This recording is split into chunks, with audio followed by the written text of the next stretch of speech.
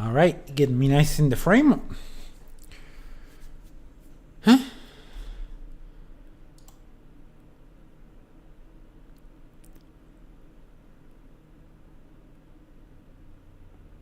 I don't know what this means. Twitch is trying to tell me some bullshit. Either way, we're back to streaming Guild Wars 2. So soon.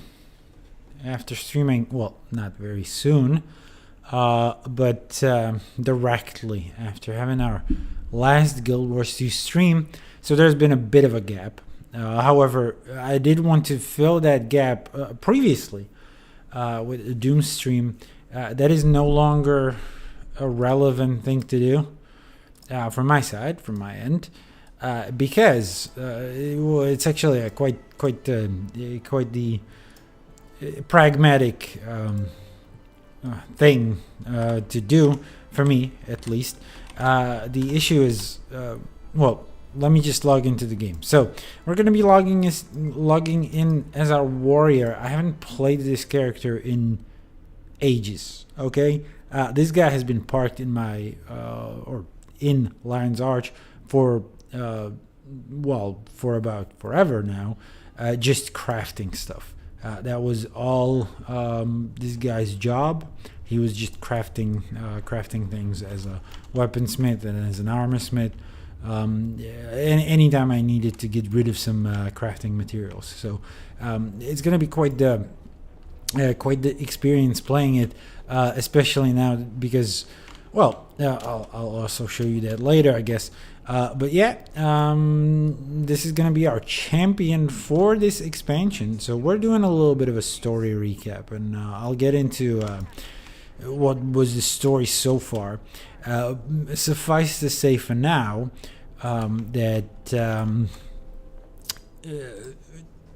we need to do this story recap, or I want to do this story recap before the story actually goes progresses further through an official release. So as you can see it here, that would be in 21 days. This counter is pretty much the counter until the next expansion release, at least not the next expansion, but the next chapter in this expansion. So I wanted to do a story recap before that, and initially I wanted to do like a whole big block of it, like just a single stream, or perhaps like two streams broken up by a single 1 hour pause or something. But it seems my schedule doesn't really align with that plan. So a bit of a change of plans. I'm going to chop it up into as many streams as possible, and for the following 21 days, whenever I stream, it will be Guild Wars 2. It will be the story recap. Hopefully we don't get into a tight spot when we need to finish it in like a single stream anymore. So that's the plan.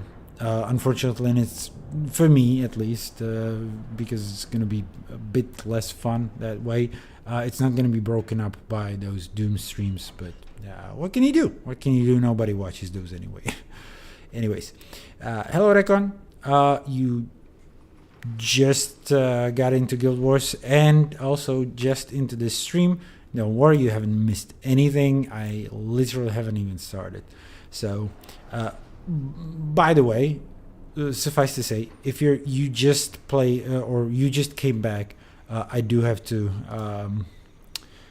say that this is gonna be a spoiler heavy stream. I'm actually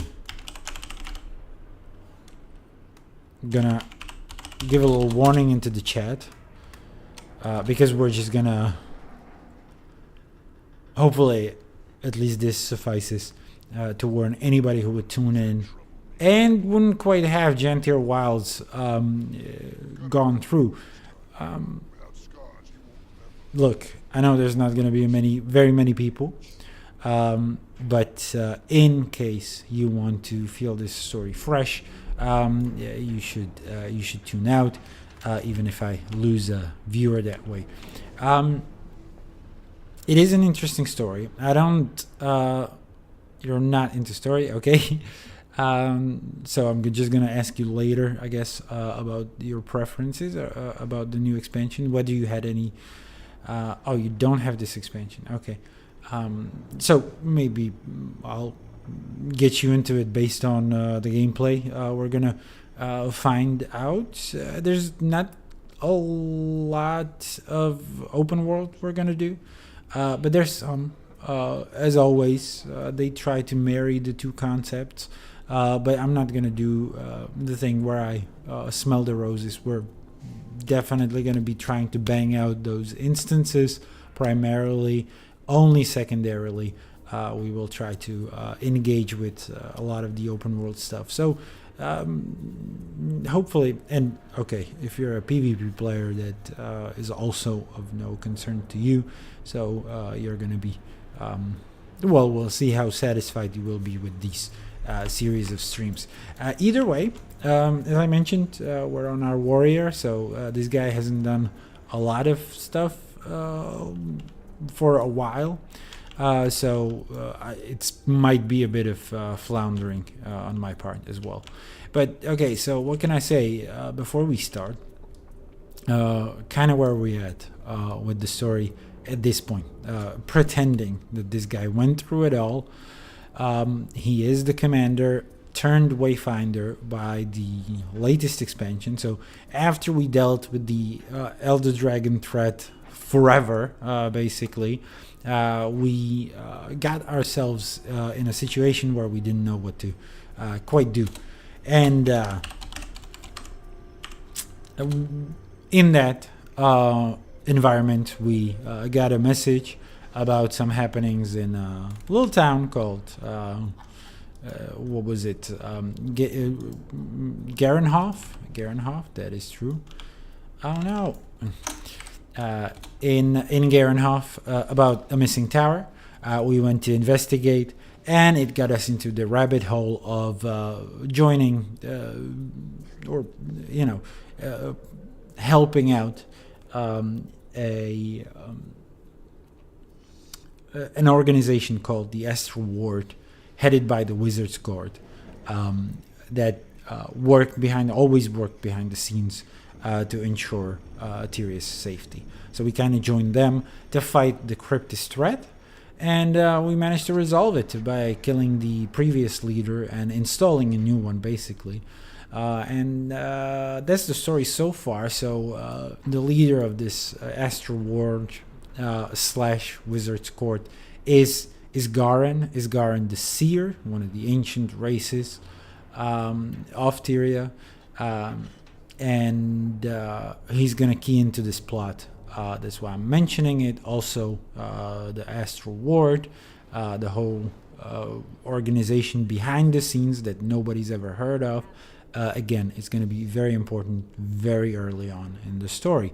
Also, what you could have noticed in the last instance of the last expansion, the one directly preceding this one, is that we've been watched during that final fight by a certain entity or a certain object that we've met before and encountered before. I guess I can come out and say it. It was the Eye of Janthir, the Eye of Janthir, which has a huge presence in Guild Wars 1, and so far had minor presence in Guild Wars 2, but has been in raids and in a couple of story instances, notably the one in set in Siren's Landing. Don't quite recall the chapter. That's pretty much what you need to know. Other than that, we're gonna learn the rest of it in the story, and I'll try to recap Secrets of the Obscure whenever relevant, whenever we will need to try, or we will try to. When we will need to know the details from before, but also you can go through my VODs. My whole coverage of the Secrets of the Obscure story is on my YouTube channel. Speaking of which, I will do a little bit of a link to that so you can check it out, as well as my Patreon if you've got some money to part with. But without much further ado, I will check some of the messages from my chat, answer whatever needs answering, and then we're gonna launch the chapter.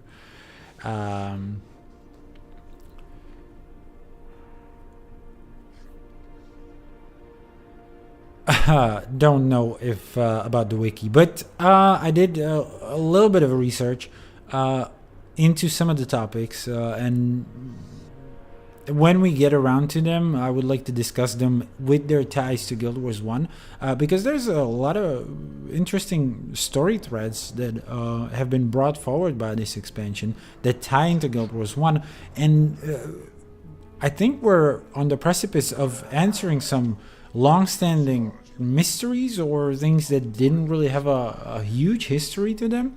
I mean, a lot of this story ties back to Guild Wars Prophecies, which was the very first game in the franchise. So, and I mean, Secrets of the Obscure did a lot of it too, but more of an incidental, in more of an incidental way.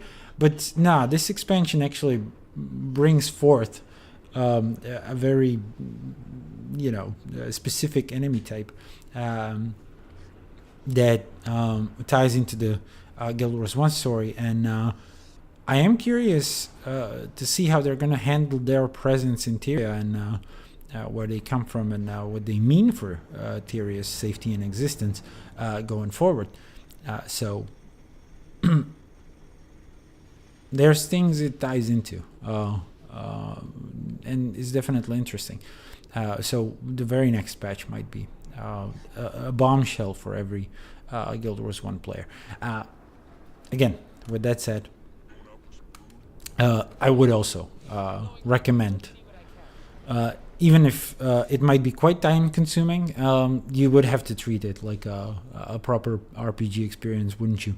To get into the story with like a new character and go through it all. I think there's a lot of sort of slow burn in the very beginning with the core story. Some of those chapters are hit or miss, and some of it feels like genuine filler.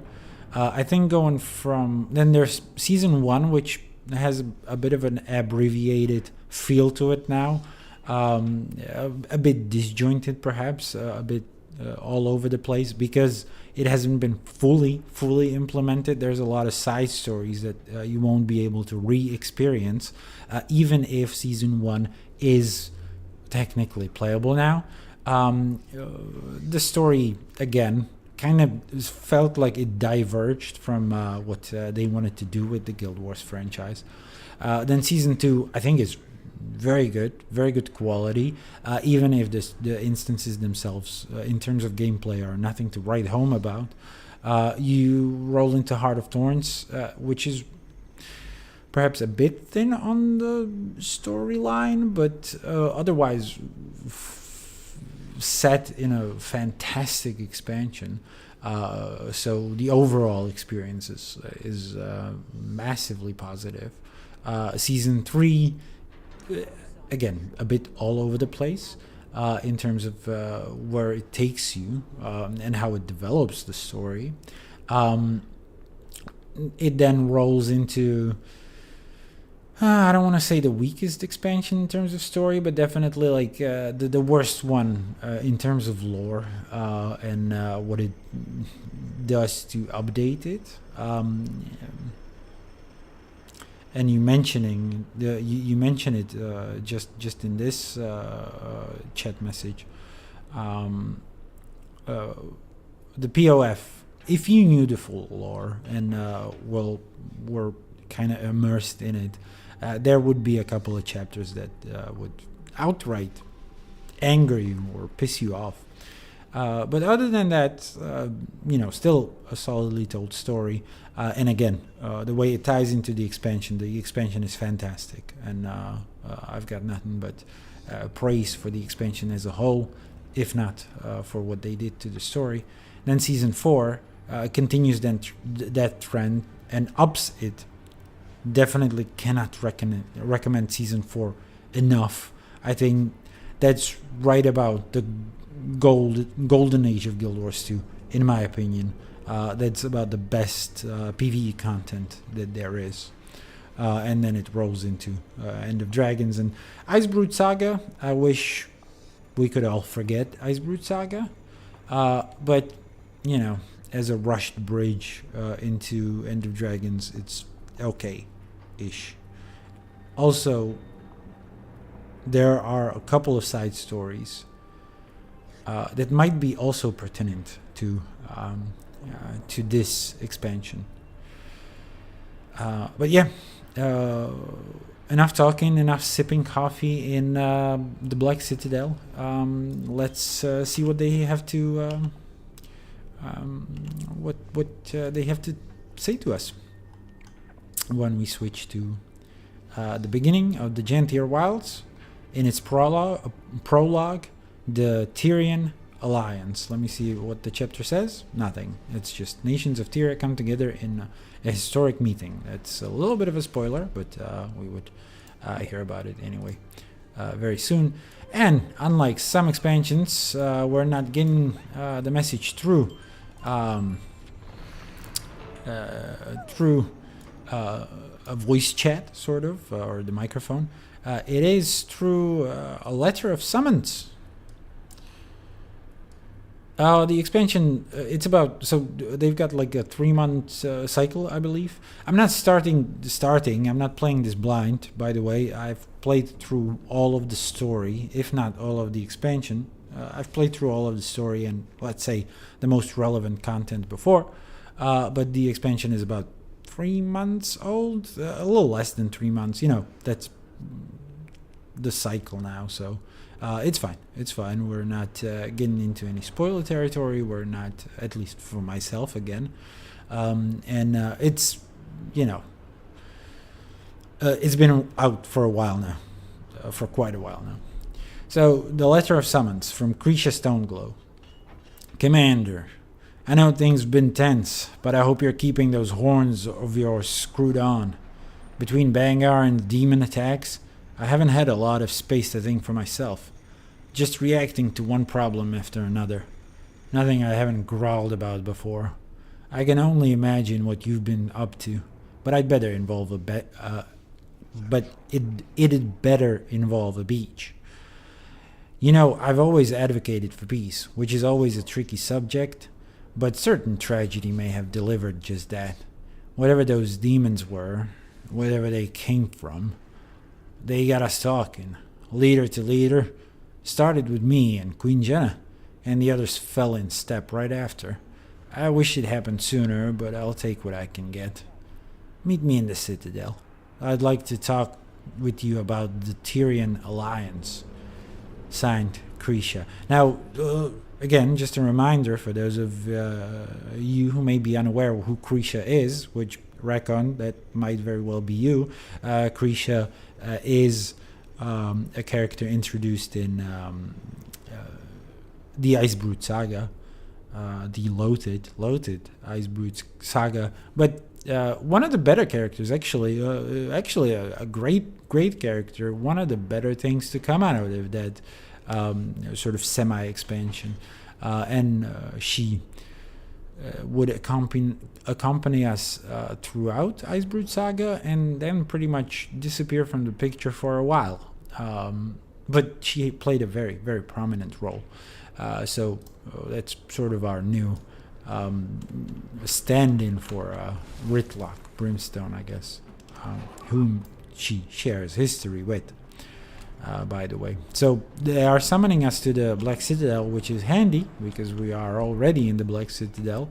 Even as I mentioned, this character has been holed up in Lion's Arch for the better part of maybe even like 7 years, 7, 8. For really, really long time. So it seems like we need to go up the spire, meet them perhaps in the Blood Legion. What is it? No, she's just outside. Luckily, it's not release date. There's not a lot of people surrounding her, but this is what Krisha Stoneglow looks like. Commander, apologies for the formality. Good to see you faring so well, Krisha. How are you in Ridlock? Ritlock's in Grothmar, helping keep tensions down. Good though. Happy to be out of the office. I'm up to my horns in diplomacy. Truthfully, I'd rather be on a recon assignment, claws caked in something rotten. You're better suited for this work than anyone else in the Legions. Nobody wants the job. I'm just the unlucky grunt who complained the least when offered it. But I'm keeping another civil war at bay. Which is why I called on you. We weren't the only ones to clean house in the wake of Cantha. Caught wind of the Tyrian alliance yet? Outside of your letter, it's news to me. Thought so. We're trying our hand at unification, or something like it. Not just the Char, everyone. The demon attacks really put a damper on our post-dragon cycle relaxation. Thankfully, none of us are good at relaxing. Now, if only we could figure out this whole Con-Ur thing. You'd be great at it. I don't know about that. But better me or Ephraim than someone like Bangar. But enough talk. That seat will remain vacant. As for now, consider this your invitation on behalf of the Char. Queen Jenna called us to action rather suddenly. I expect something interesting is brewing. She asked me to give this to you. And we got a letter. This one is interesting, and I'll show you why in a second. But yeah, Krisha mentions a couple of things, actually. First of all, Bangar, another character introduced in the Icebrood saga. But perhaps more importantly, that Ridlock is out helping in Grothmar. Grothmar being the Blood Legion homelands.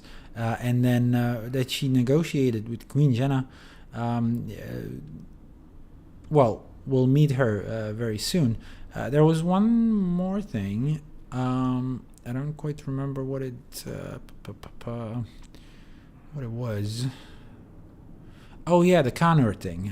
So yeah, apparently the Char are still without like a formal central leader, but it turns out that they're quite negotiating this. Now I'll do a little bit of a spoiler, skip a little bit ahead in the story, but there is a racial element to starting the story, and it changes quite heavily depending on who you choose, but you have a chance to or who you play as, but you have a chance to chat with these characters a while after, and yeah, I believe they mentioned that they are pretty much nearing some election of the Con-Ur or something, like the Con-Ur might become a thing among the Char.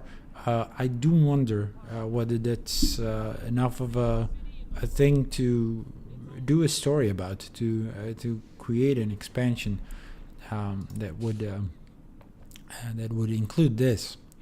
But yeah, here's the letter from the court of Queen Jenna, Regal of Kreta. And it reads, first of all, it's got a subject, you are invited, which I don't know whether like written letters would necessarily have subjects. I think this is a email kind of thing, but beats me, who knows. Either way, it's to the esteemed Pact Commander.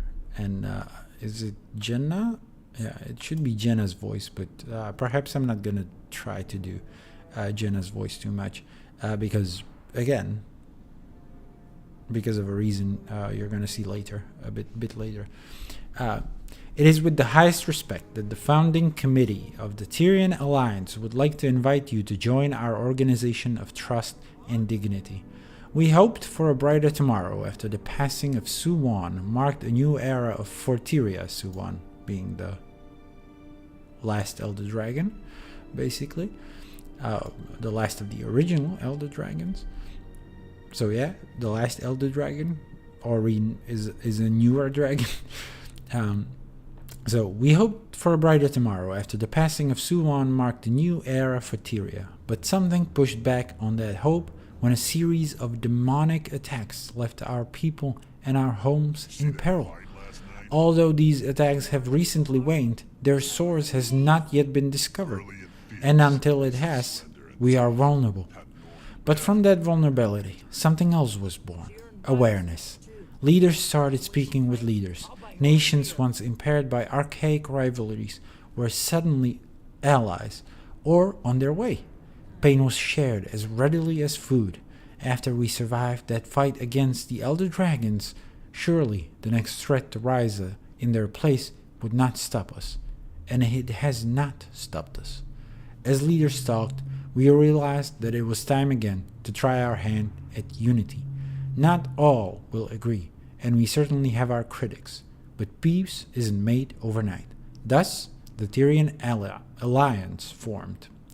Commander, you have been a constant glimmer of hope in times of ire. You've impacted each of our lives in immeasurable ways. It is for that reason you are invited to join us in Lion's Arch for a celebration of trust. The alliance may be new, but with time it will become something truly admirable and productive. For Tyria, for all of us. With support of the Tyrian Alliance's founding committee, Queen Jenna of Krita. Hope we don't get too many of these long texts, but I know for certain that the first proper instance does have some. So, thank fuck. But yeah, we're meeting in Lion's Arch apparently, so that should be interesting. The former pirate haven turned neutral ground.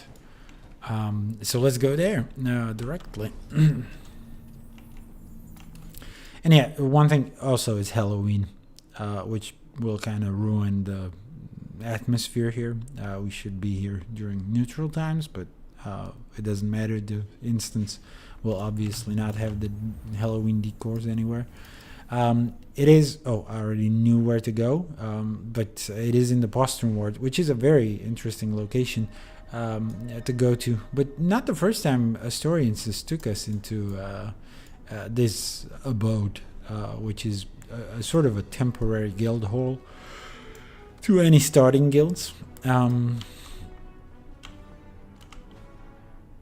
But yeah, let's go straight into the instance, I guess. So yeah, Sea Guild Initiative headquarters, and it is. Huh? I don't remember my Asura character doing that, but yeah, as you can see here, it's day, fully brick. Name? Commander, over here. That you are. Didn't recognize the face at first. Fought alongside you during Scarlet's attack. Go ahead. Don't mind me, just being cautious. A lot of big names in this building. Yeah, It's sure a thing. big job. And yeah, one thing I wanted to mention as well, it is, as it turns out, or I'm finding now, only now that I'm playing a Char, how difficult it might be to frame the conversations that we're having with the NPCs, because of the sheer size of this fucking hulking beast. So, excuse me if we don't get very pretty shots in this playthrough. So we're greeted by Countess Anise and Melis Sword Shadow, who has been part of the Ash Legion for a while. I believe she is the Tribune, whatever it's called, or it is the Tribune, the one at the top, for a while. However, she hasn't been part of the story. I mean, the designs of these cats kind of give it away when they've been introduced for a bit,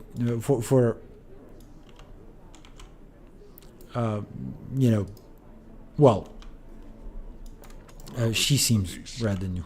Could form a new warband. No less cramped than any of Ash's hidden outposts. Delegates and leaders are still arriving, but the turnout is impressive. My surprise is agreeable. And nerve-wracking. Everyone is comforted that you're joining us. You command quite a bit of respect here. Not all of us do the same. Don't make me regret my decision. You're modest. Save that irascible demeanor for negotiations, Imperator. Go on. Mingle. As soon as a few more arrive, we'll get started. And mingle we shall. There's a lot of optional dialogue here. I mean, a lot.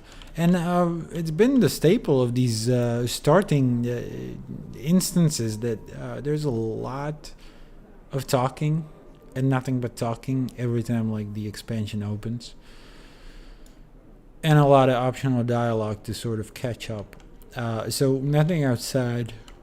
Not for the moment, at the very least. Oh, sorry about the yawning. Hopefully it won't happen very frequently, but it seems like I'm coincidentally sort of tired. Anyway, let's start with Queen Jenna, because I want to keep Krisha, at least for a while, to be someone who we speak to later. We already spoke to her, though, so whatever. Hello again. It is a genuine pleasure to see and with familiar Empress faces in. in unfamiliar lands. Welcome, Commander. I'm glad to finally have a meeting under less dire circumstances. An empress and a queen. Dangerous combination. Queen Jenna has been instrumental in Cantha's integration. I'm eager for these meetings to commence. All I've done is make introductions. With every trade organization and leader between the Shiver Peaks and the unending ocean. Such modesty. I'm hoping that today is productive, if not educational. The latter, I can promise. Okay, so Empress in, obviously, I mean, it should be quite apparent from her clothing and everything, and perhaps her face, is the Empress of Cantha. Cantha is a unified nation. She's a bit of a mystery box, I might say that, actually, because she appeared very, very briefly, even in the End of Dragon's story. So still not quite sure what to expect of her. I mean, Jenna has had a presence for a while, but Empress in, I think she's been in a total of like 2 instances, if I'm not mistaken. Not a lot of screen presence. Commander, I'd heard you'd been invited. Glad to see you again. Keith is joining me as counsel. We've both a stake in seeing our people thrive after everything we've endured. Mordremoth was a monster.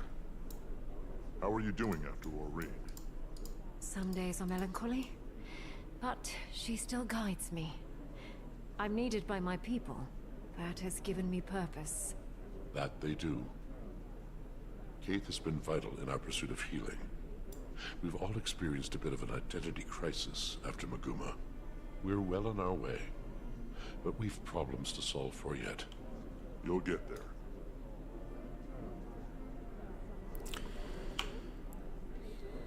So that's that. Not a lot interesting to pick apart there.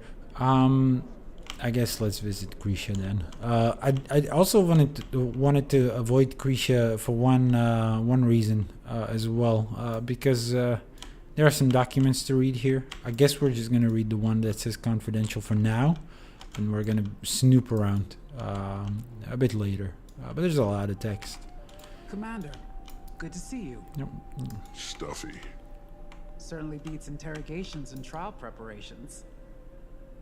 Bangar? Who else? We'll save that headache for opening remarks. I'm eager to put it behind us. Hasn't made things easy, though. The Dominion lives. Their numbers are just depleted. Traitors. All of them. Very harsh sentence, and we are the one to raise the final judgment. So Bangar is in jail, by the way. He's been jailed after what he's done, and he's the former, again, I forget the titles, but the former leader of the Blood Legion. Don't really know who took his place. Was it Krisha? It might be. I mean, she's here as a delegate. Confidential. Keen. Hold on, who wrote this? Countess Anise. Been a long time, my dear. I really hope that smile of yours is as blinding as I remember. The Queen sends you and Leonie her best. While I wish I wrote on mundane terms, we have another favor to ask of you. On behalf of Her Majesty the Queen and the founding members of the Tyrian Alliance, we'd like to formally request use of your organization's headquarters for our forthcoming summit. I think you can guess the details, especially after the demon attacks. Given our members' importance, we're seeking an establishment located in neutral territory to hold our inaugural meet. You know better than most how fragile trust can be when the negotiations table has a dagger sticking out of it. But despite the circumstances, the air is quite temperate this time. No daggers either. My first summit could be tense, but I can assure you that the building will withstand the event just fine. Maybe I just jumped the fence a little quickly, but I've already spoken to Magnus about securing the line guard in anticipation. They'll be stationed outside at all times, which should be far less daunting to the locals than 80 guardsmen from 12 different standing armies. The city's security will be heightened that day, just to be safe. We've come a long way since the treaties, Dougal. I'm not known to daydream, but I wouldn't let Her Majesty hold council with a room full of ulterior motives and competing personalities. If I didn't think the risk was worth the reward, I've woken up too many mornings dreading news of more death and destruction. I'm tired of it. Thankfully, everyone else is too. When the paragraph swirls before your eyes, dispersing like dye in water. Must be some sort of mesmer illusion. Whatever it says, this last part is for Dougal's eyes only. And when that one is kind of... I do believe this one is racial too, so it clearly wants to say Creature, right? But who knows? I look forward to a prompt and positive response. Countess Anise. And yeah, think of it what you will. There's a bit of a mystery here as well.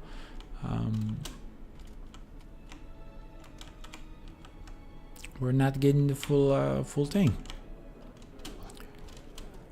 So yeah, before we take our stand at the podium, there are 2 more optional dialogues and also the invitation to the Tyrian Alliance, which is what I've been hinting at before. So it is to the Great House of the Dominion of Winds, and we get the perspective of this being sent to Cantha, actually. No, to the Dominion of Winds, sorry, that is Interior.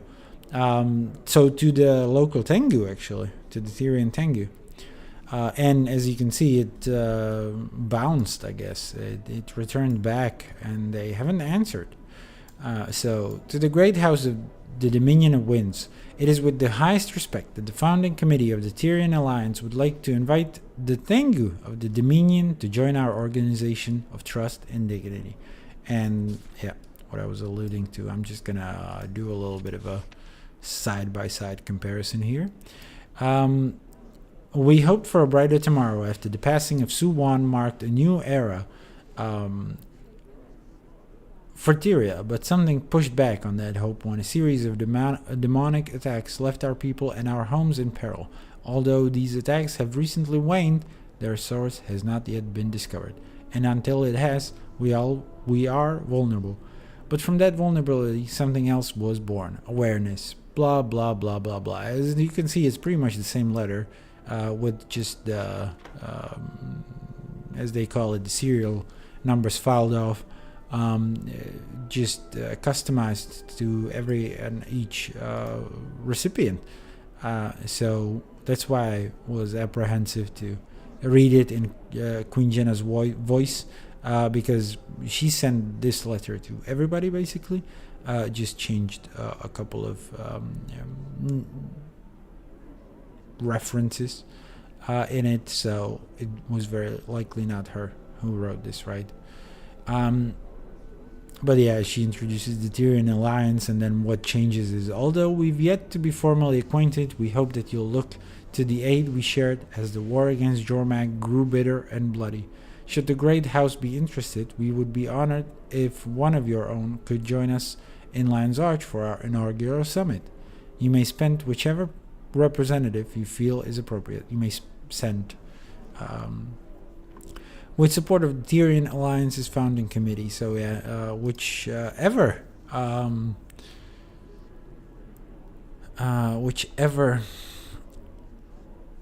representative, they can. However, it is true that this letter has been addressed to us directly, so we're not whichever representative. We've actually been handpicked by Jenna. I think that's the case for every race. But yeah, we're not the first to hear about it, right? I mean, we got this one also from Krisha. So, are we a representative? Maybe Krisha is actually for our nation. We're here as a bit of an independent actor. Anyway, let's talk to Bram. And yeah, no Tengu. Actually, oh, there is actually. No, he came. He just. So there is actually someone from the Dominion Winds. Sorry, I completely ignored that. My bad. Don't know why their invitation is on the bookcase, but whatever. Bram Emerson. Bram. Healing, I hope. Graham is representing Kragstead, acting as my own advisor. Advising on what? Terrible haircuts? Gawk all you need. I went home for a while after. The whole thing was an accident. One day I'm patching homesteads and caring for lone wolf pups, and the next I'm... well, here. You? Leading an entire village? I'm impressed. He's modest. He proved to be the leader Kragstead needed, and irreplaceable while I've helped take on more for Newt. A natural leader, oh boy. Stop. I'm glad for you, Bram. Air would be proud. So that's what Bram's been up to. Obviously, he's been a little bit of a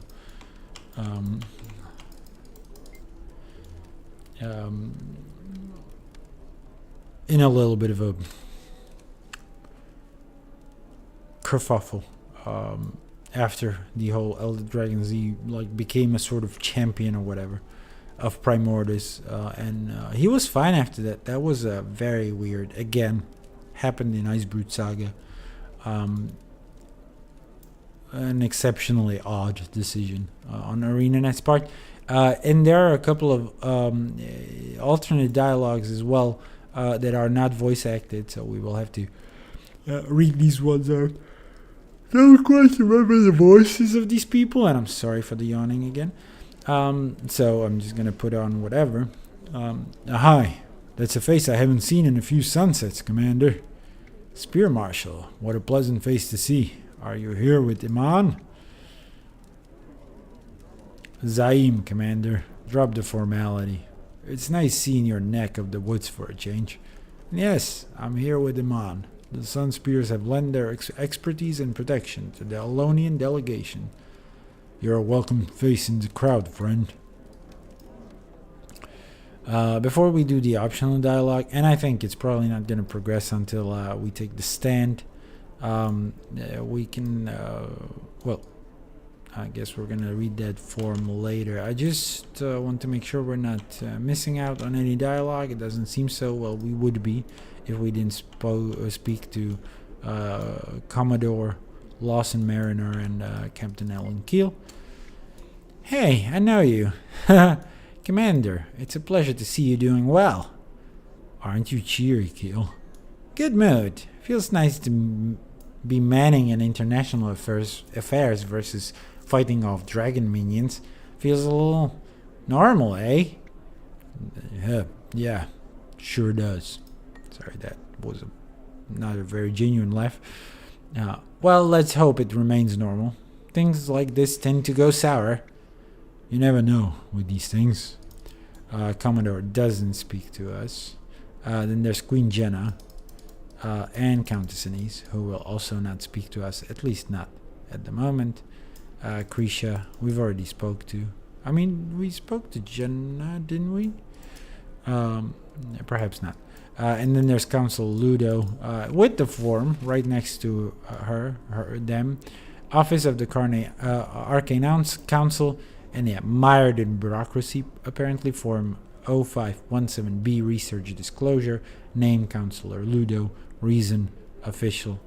purpose of research. The bottom of the sheet is covered in scribbles and doodles. Whoever filled this out was very, very bored. So, Councillor Ludo then? Counselor Ludo.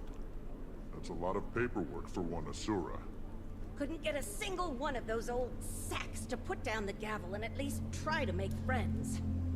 Did send me with a giant pile of paperwork, though. That's what I'd like to call the Asuran hello. Nonsense, most of it. Cantha is revealed. And if not for copying Asuran ingenuity, they'd still be decades behind. We can't hide in our labs. Huh. Best work is always done in the field. I certainly do hope that you are correct. And yeah, last time I was here here with Councillor Ludo, actually, because I played with an Asura. It's time for us to take the stand. I, Countess Anise, liaison to Queen Jenna of Kryta, call all representatives of the Tyrian Alliance to council. Please, to your places.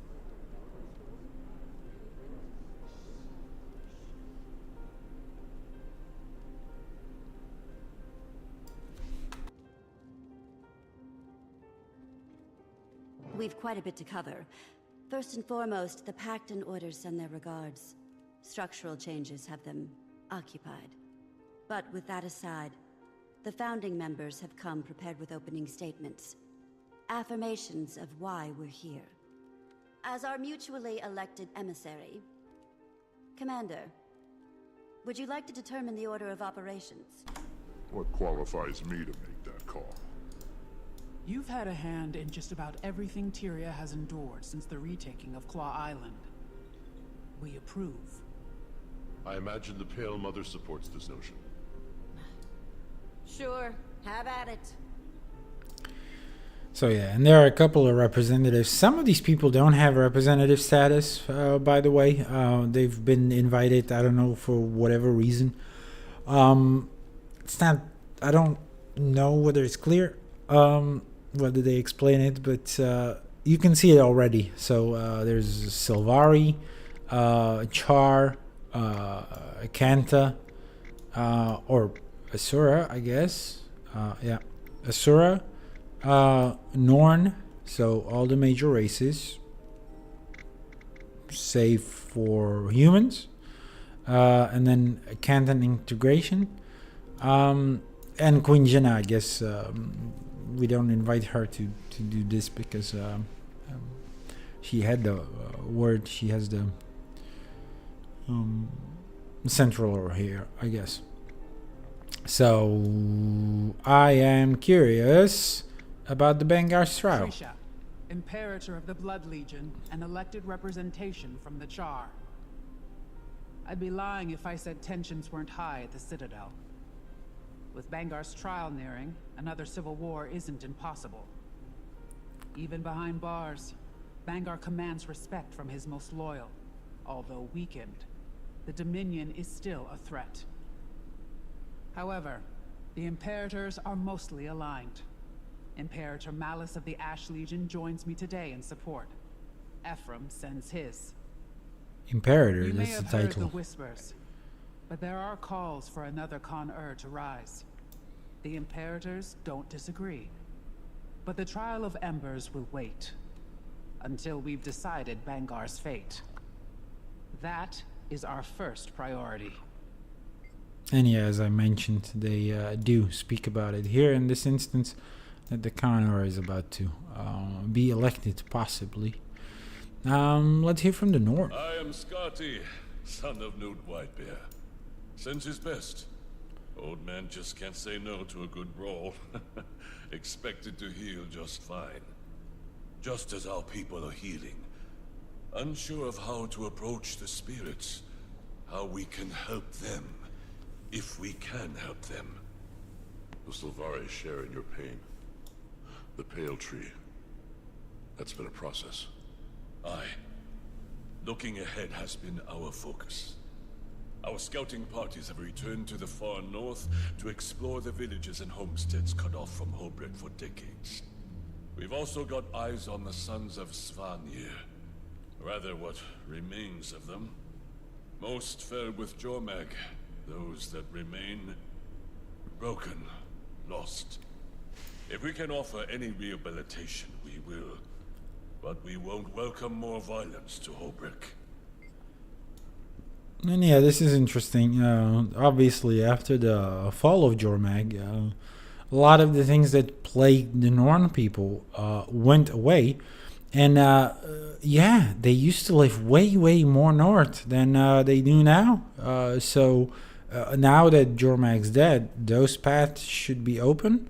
And it is a question whether those Norn will want to migrate more north and perhaps reconnect with their homeland for a bit.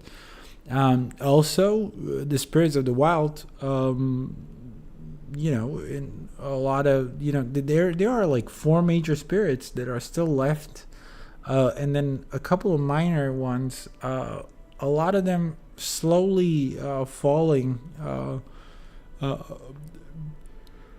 basically prey to Jormag. Now that Jormag is not around, also a question about what is going to happen with those spirits and how the sort of fate of the Norn will develop further.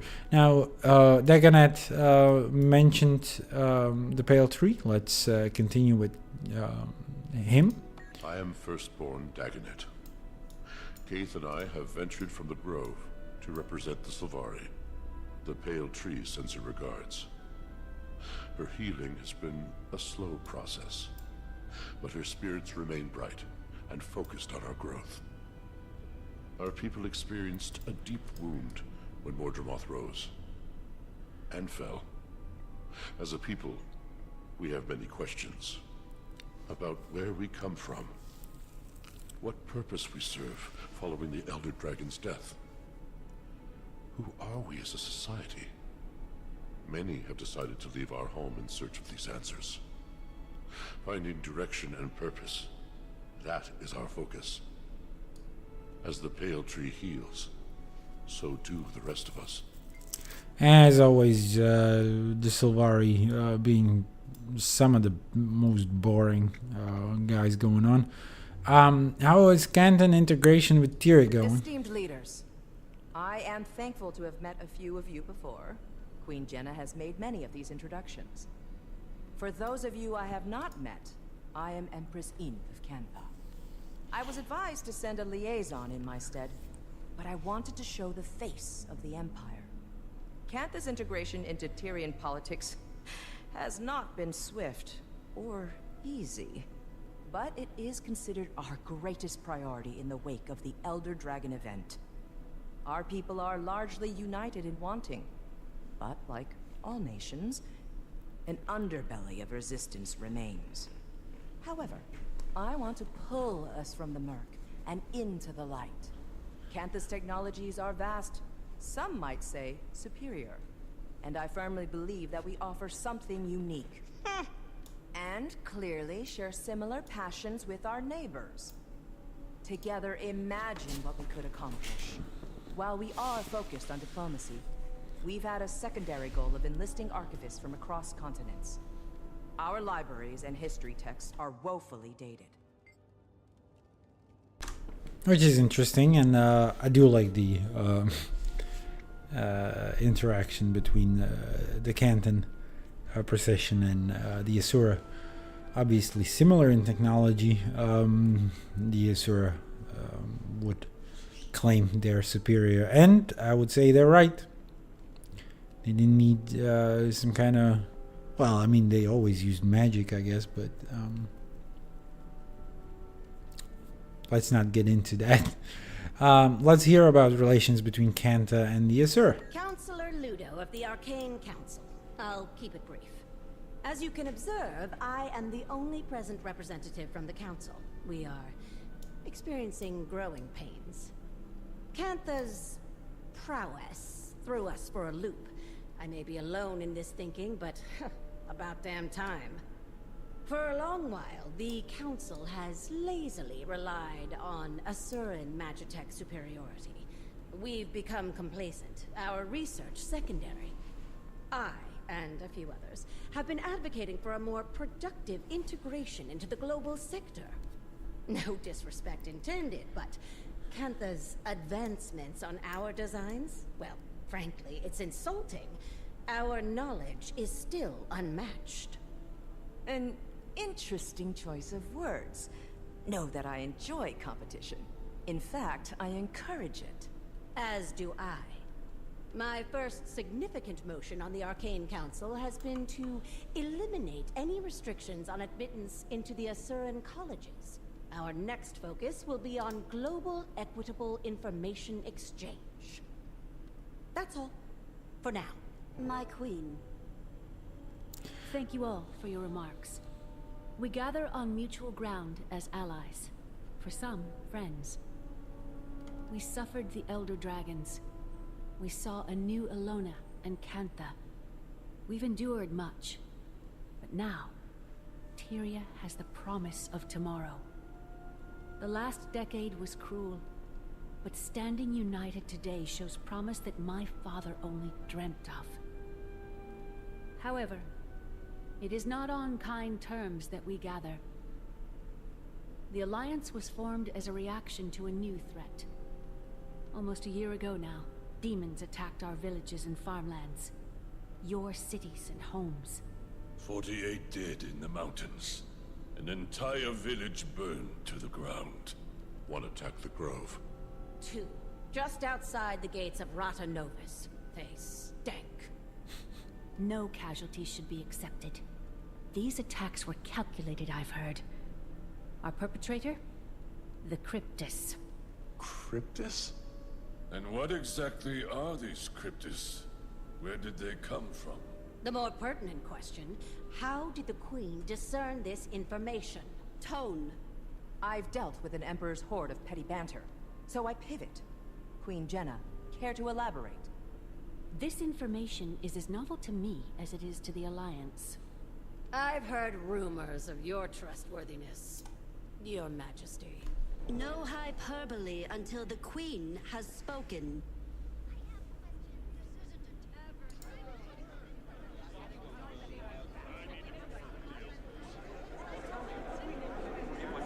Enough!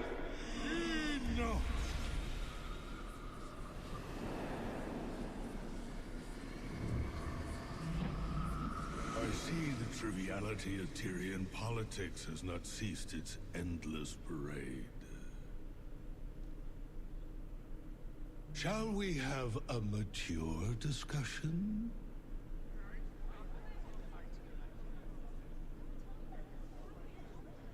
Introducing representation from the Astral Ward. Iskarin. Iskarin.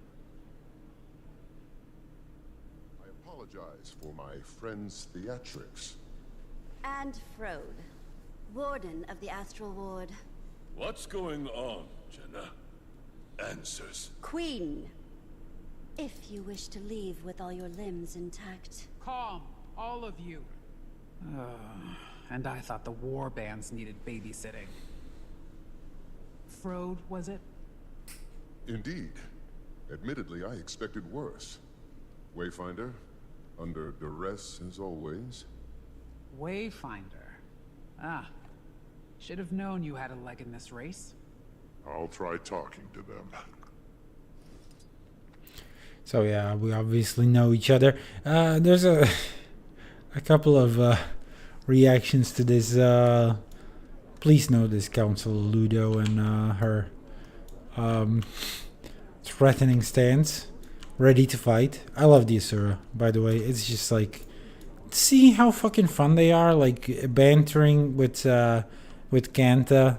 And you know, while Empress Een is like all diplomatic and all friendly, the Asura don't give a fuck, and they just tell you straight to your face that you're inferior. It's just so fucking funny.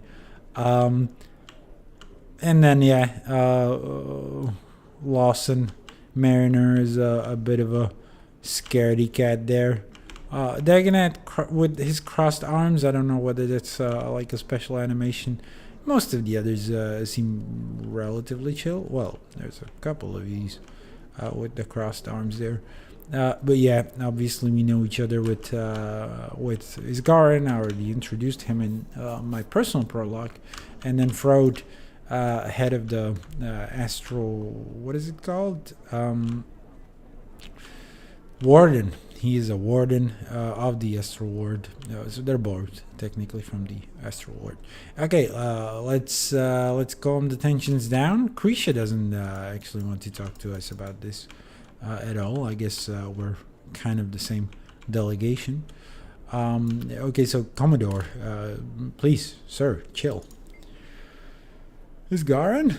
I know that name from the people of Garenhof, but what is going on? Keel, call the Lion Guard. No need for Lion Guard. Is Garin and Frode come in peace? They'll explain. That seems to put him at ease. Firstborn Dagonet. Commander, while I've certainly had my fair share of life-altering realizations, I'd still like to know what this is all about. Should I be concerned? No need for concern, Dagonet. The Astral Ward have much to offer the Alliance. They're very short tidbits for what it's worth. Calidris. Who is Isgarin? What is Isgarin? I have never seen one like him before. Is he the same as those exalted who helped defend the Ares walls from Jormag? They both float. Isgarin is a seer. Like the exalted, though, he's here to help us. Chief Counselor Iman. I have a bad feeling about this. Who is he? Beings using such powerful and ancient magic have not historically boded well for the people of Alona. This time, the ancient being is on our side. Isgarin wants to help Tyria. At least for now. Well, I mean, that's always been his motivation, so. Commander, who are these strangers barging in? I want answers, now, before my fists go looking for them. Calm, Scarty. They are friends. Hear them out, please. Councilor Udo. Cryptis, the Astral Ward, and a seer. You knew about all of this, and you didn't tell me. This line works a little better for the Asura. Who would I be to burden you further? Aren't you up to your ears with paperwork? And last but not least, Empress Een. Isgarin is a seer, is he not? Nevan has shared much of her historical knowledge with me. I would not have expected that any seers still existed, let alone to have one appear right in front of us. Only one left. If you know of them, then you'll know he is here as an ally. And finally we can talk to Frode. Ready as they'll ever be. Get to the point. They thrive on the brink of chaos. They've all endured enough trauma for a lifetime. Patience. If we're measuring trauma in lifetimes, they wouldn't compare.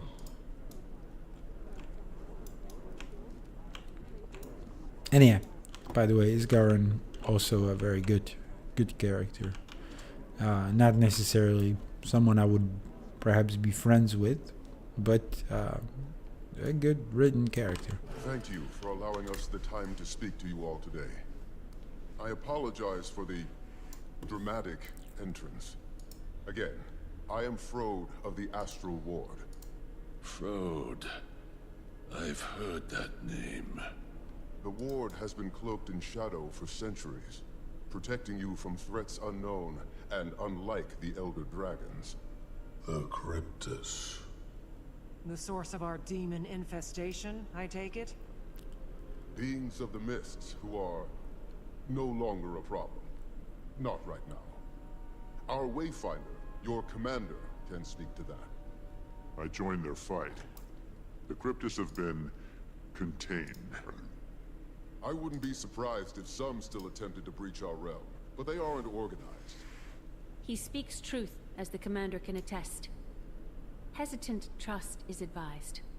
Isgarin revealed himself to me not long before he revealed himself to all of you. The Cryptus are harbingers of what may come next from the mists. And you say they're no longer a threat, Wayfinder? I've been to their realm myself. They've been stabilized. When Su Won passed, Tyria's essence bled into the veil beyond, the mists. You are... we are no longer shielded by her power.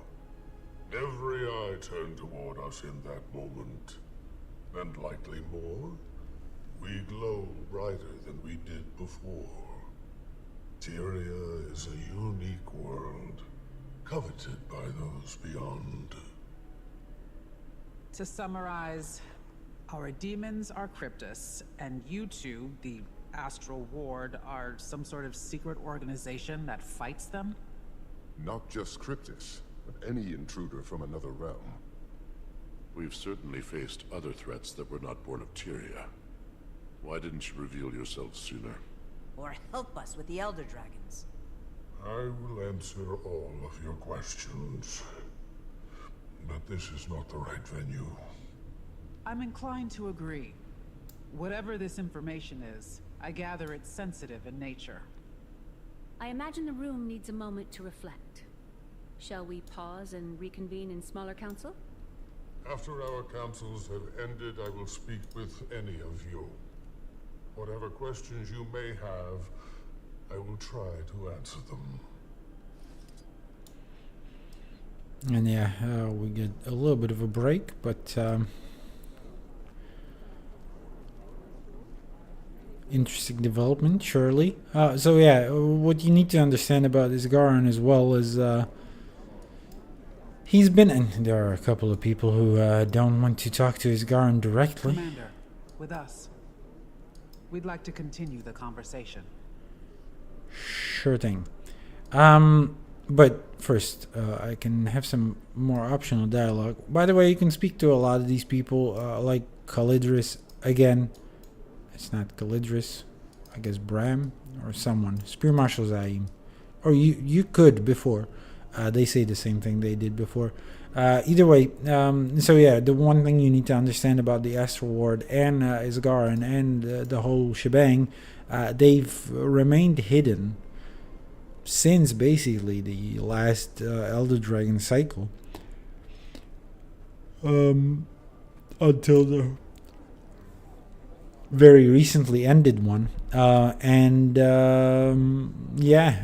people who learned of their existence typically joined their ranks as well. So it's quite a bombshell that they decided to come out. Ludo. Look at them over there. Can I assume they're scheming? No, Counselor. Assumptions are very often incorrect. We'll have plenty of time to ask our questions. And I have some for you, as we were tasked. Before the Arcane Council, my research says that you were the Dean of Statics. I am the Dean of Statics. If I dedicated all of my time to the Council, my brain would melt and drip onto the floor. Talented and busy. You remind me of my sister. Say, you and I should plan a visit. We're supposed to be making friends after all. I would love to host you in our labs. I'm very curious to see how they stand up to such a precise eye. If they stand. I would love to give you my assessment, Empress. And I'm also happy to waive my consultation fees in good faith. Good faith indeed. I see you two are getting along.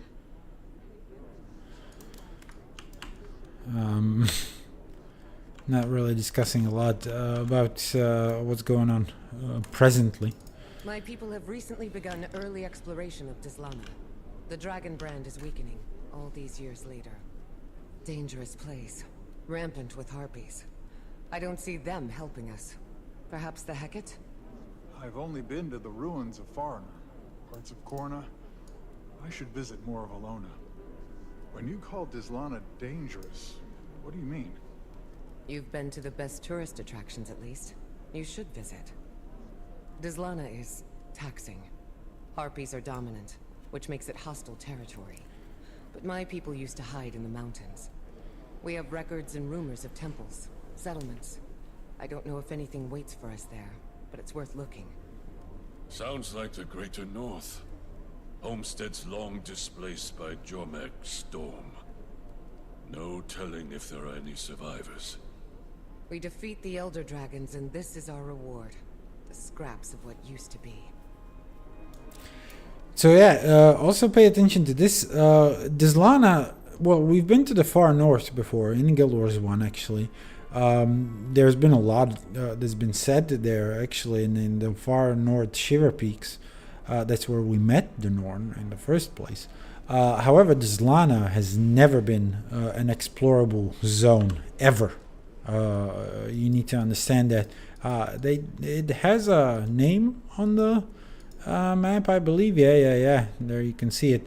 Dizlana. I might just, for the sake of it, show you, actually. We're gonna go to my very favorite resource. That Shaman's Historical Guide to Tyria is what it's called, and show you Dizlana. And it's sort of so yeah, as you can see, it's pretty much the mountain range here, and let me put it to full screen. So yeah, this is the Historical Guide to Tyria. As you can see, this is Alona as we explored it in Guild Wars 2 basically, but also in Guild Wars 1 you can see that these sort of white outlines, they are Guild Wars 1 maps and Guild Wars 1 territories. So they cover, Alona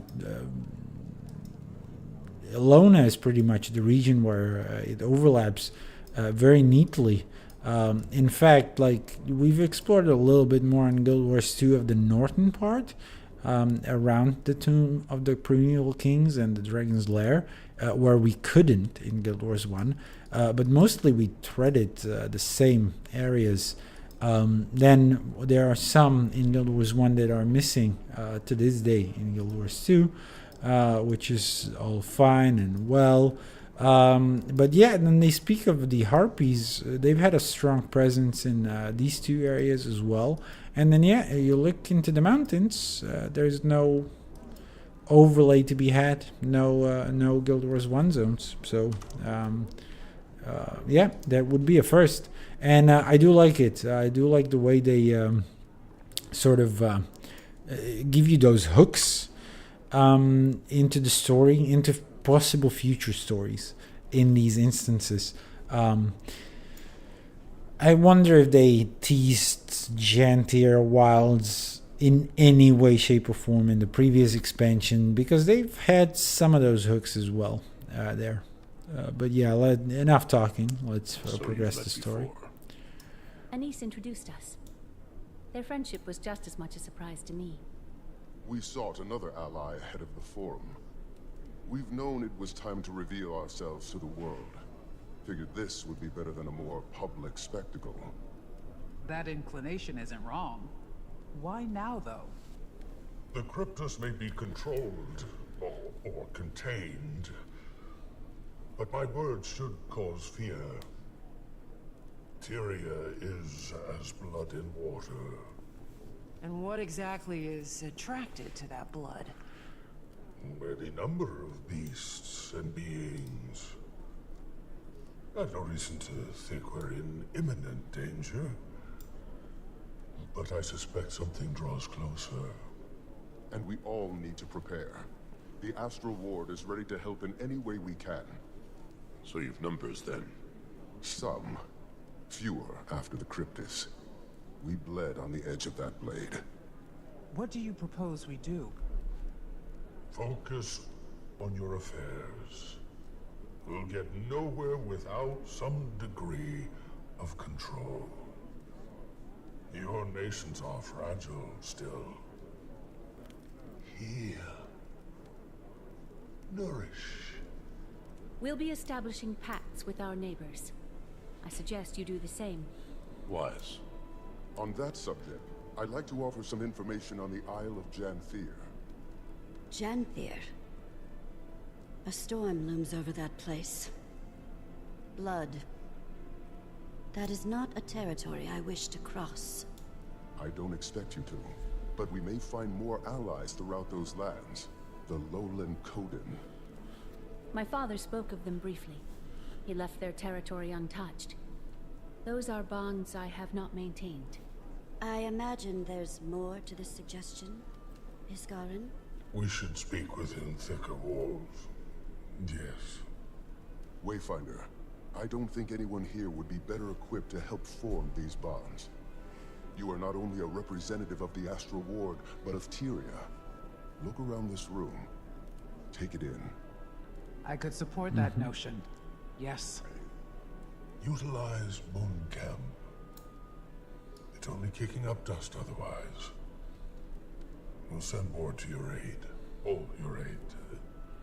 The ward will establish a gateway between our outpost and the human city. With the Queen's blessing. Blessing granted. I support this, and you, Commander. Now is the time to fortify. The Countess will meet you in Divinity's Reach. And we get no further information about the reason why Isgarin brought up the Janthir wilds in the first place. But we will go there without, again, further explanation why we're even going there. Which is, you know, kind of a curious thing, to say the least. But yeah, there is one line of dialogue I want you to sort of fixate on and perhaps remember. That is when, by the way, I don't have all the masteries. Last one I'm missing. Still need some mastery points to get that one. So there's, as Garen says, yeah, that was before. And then during this conversation we've had, Tyria as blood is water, any number of beasts and beings. I've no reason to think we're in imminent danger, but I suspect something draws closer. And something does, and we'll see that in the expansion. I think it's obvious we're gonna have an enemy there. But yeah, it is interesting to think about this line, at the very least. To see whether perhaps Isgarin knows more than he lets on, you know. But that's neither here nor there for now either. I've witnessed cleaner executions. Krisha, think I'm going with the commander to Janthir. I feel a professional pull. Have little intel on that location, or these Coden, and it feels vital, or intriguing at least. An imperator leaving her post to get her claws dirty. Care to steal my mate too? Go. Be our eyes. I can cover for us. I'll see you there, Commander.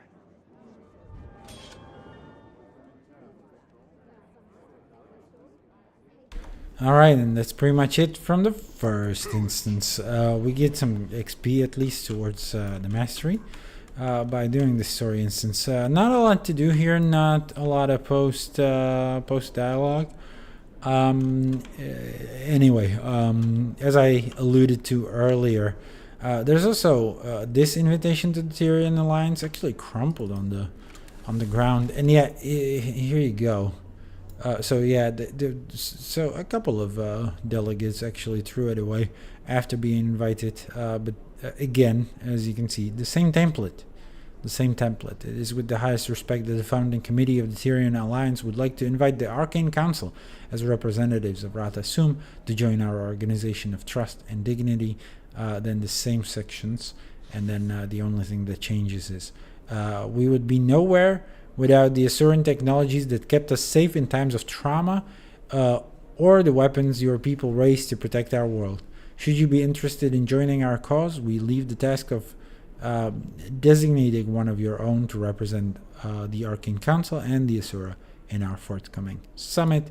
We support, with support of the Tyrian Alliance's founding committee. So once again, as I said, the very same letter in with different actors. And then when you come up here, which is completely legal territory for the story, we will find, first of all, Dougal Keen, the one that has been addressed by Anis before. So we can talk to him. You here for the Alliance meeting? It's downstairs. Are you not joining? Letting them use the building is enough participation for me. Not huge on politics. But hey, I'm not arguing with the gifts they've brought. Canton spices, dried fruit from Alona. Diplomacy has some tasty perks. More of a consolation prize than a perk. How are things along down there? Will you? Will do, Dougal. And yeah, so with that being said, we can search for more documents. I believe they're high up. This building is very tall, actually. Surprisingly so. Hopefully those documents didn't disappear. Did they? They wouldn't disappear. Maybe they took them away. Actually, they're gone. I wasn't... Oh no! I was meant to read them right away. There's a lot of text here, by the way, guys. But I guess you have to do it before the instance ends. Which is bullshit. That's all kind of bullshit. There's actually one piece of information that's actually on this like beam as well. It's interesting. We can... I'll check the wiki for you, okay? I'll check the wiki for you. Because... I mean, they're not super interesting texts, but... let me check what the... so, what is this? Unknown territory. Unknown territory. And I'll read off the wiki so you can... don't worry, nothing's happening in Guild Wars 2 in the footage there. So that would be...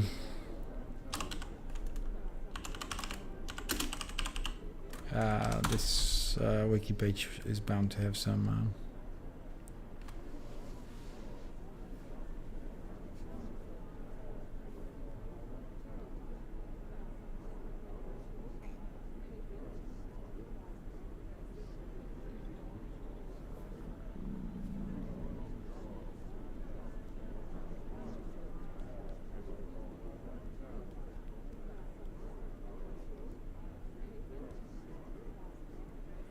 Sorry, I'm just gonna respond to a text real quick. Cannot let my girlfriend be alone and stonewalled, ghosted, whatever it's called.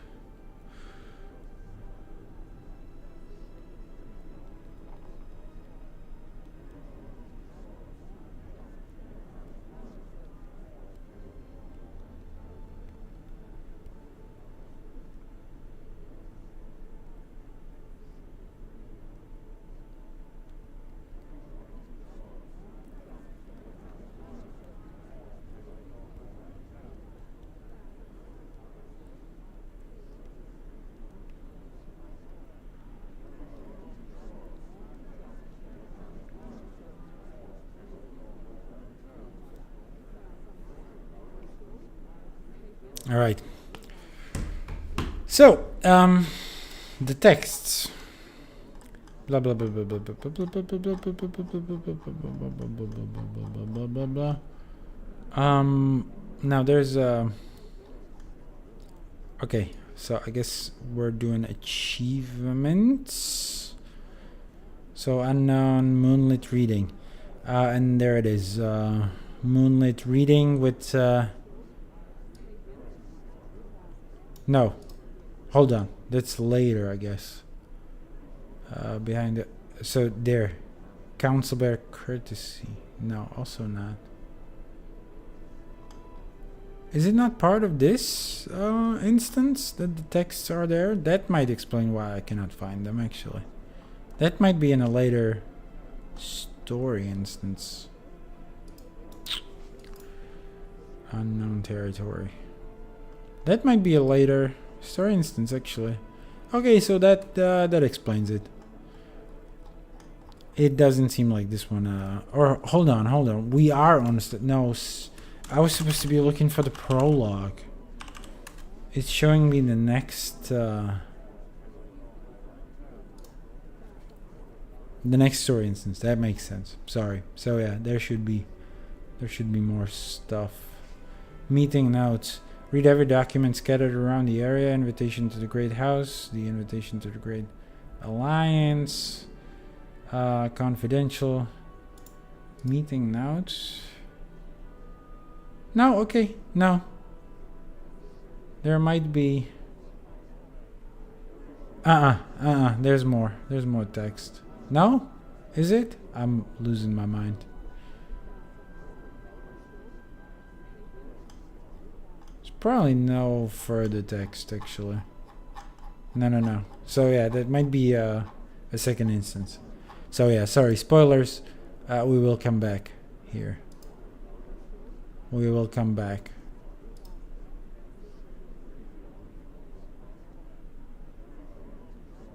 At a later point. Can only hope so. Alright. It makes sense. Whatever.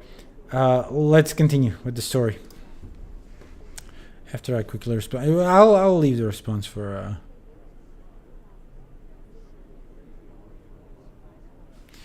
after we hit another cutscene or whatever. Let's go.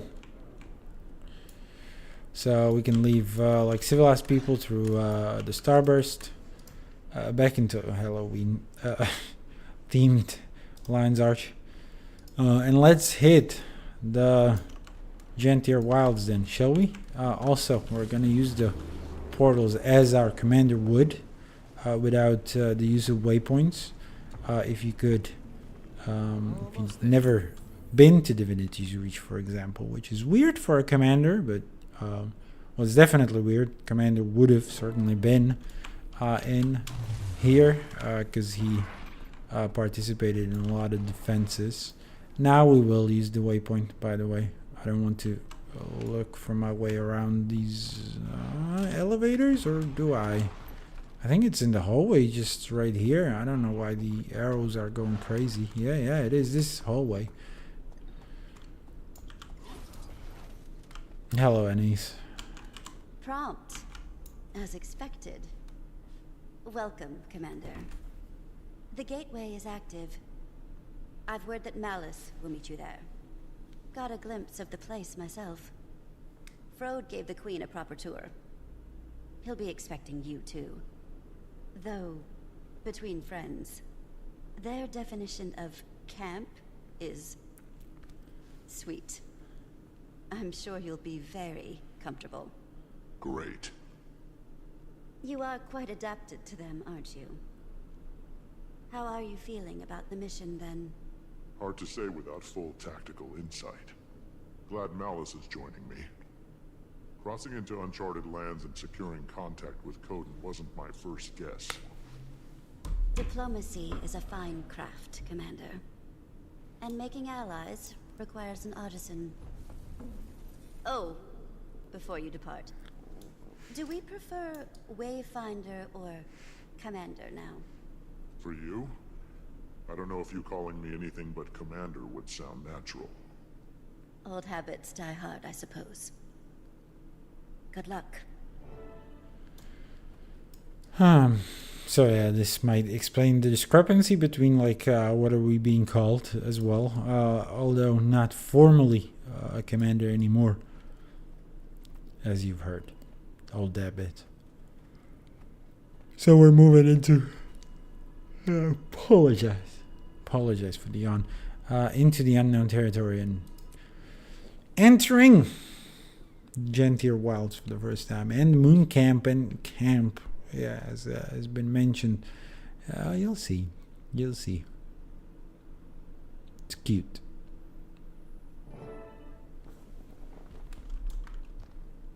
So yeah, this is not what Janthir Wilds look like. This is what Moon Camp looks like.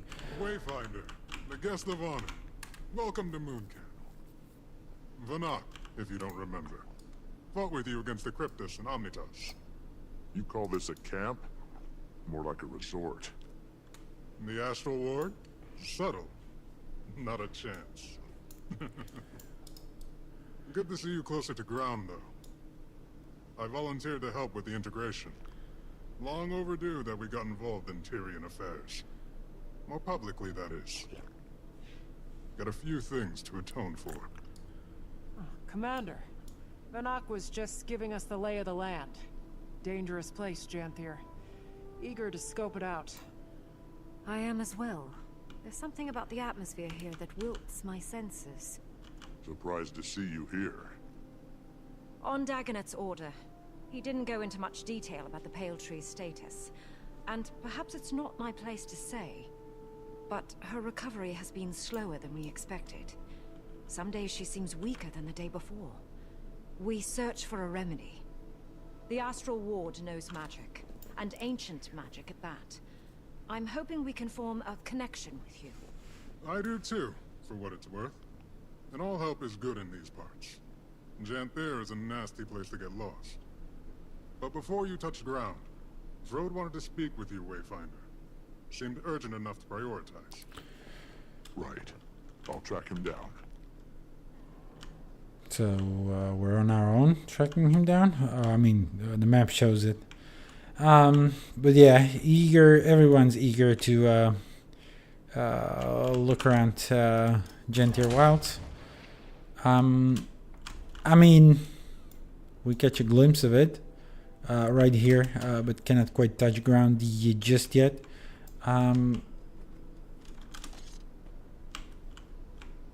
Let's go find Frode. And close these doors, by the way. Don't know why they start open.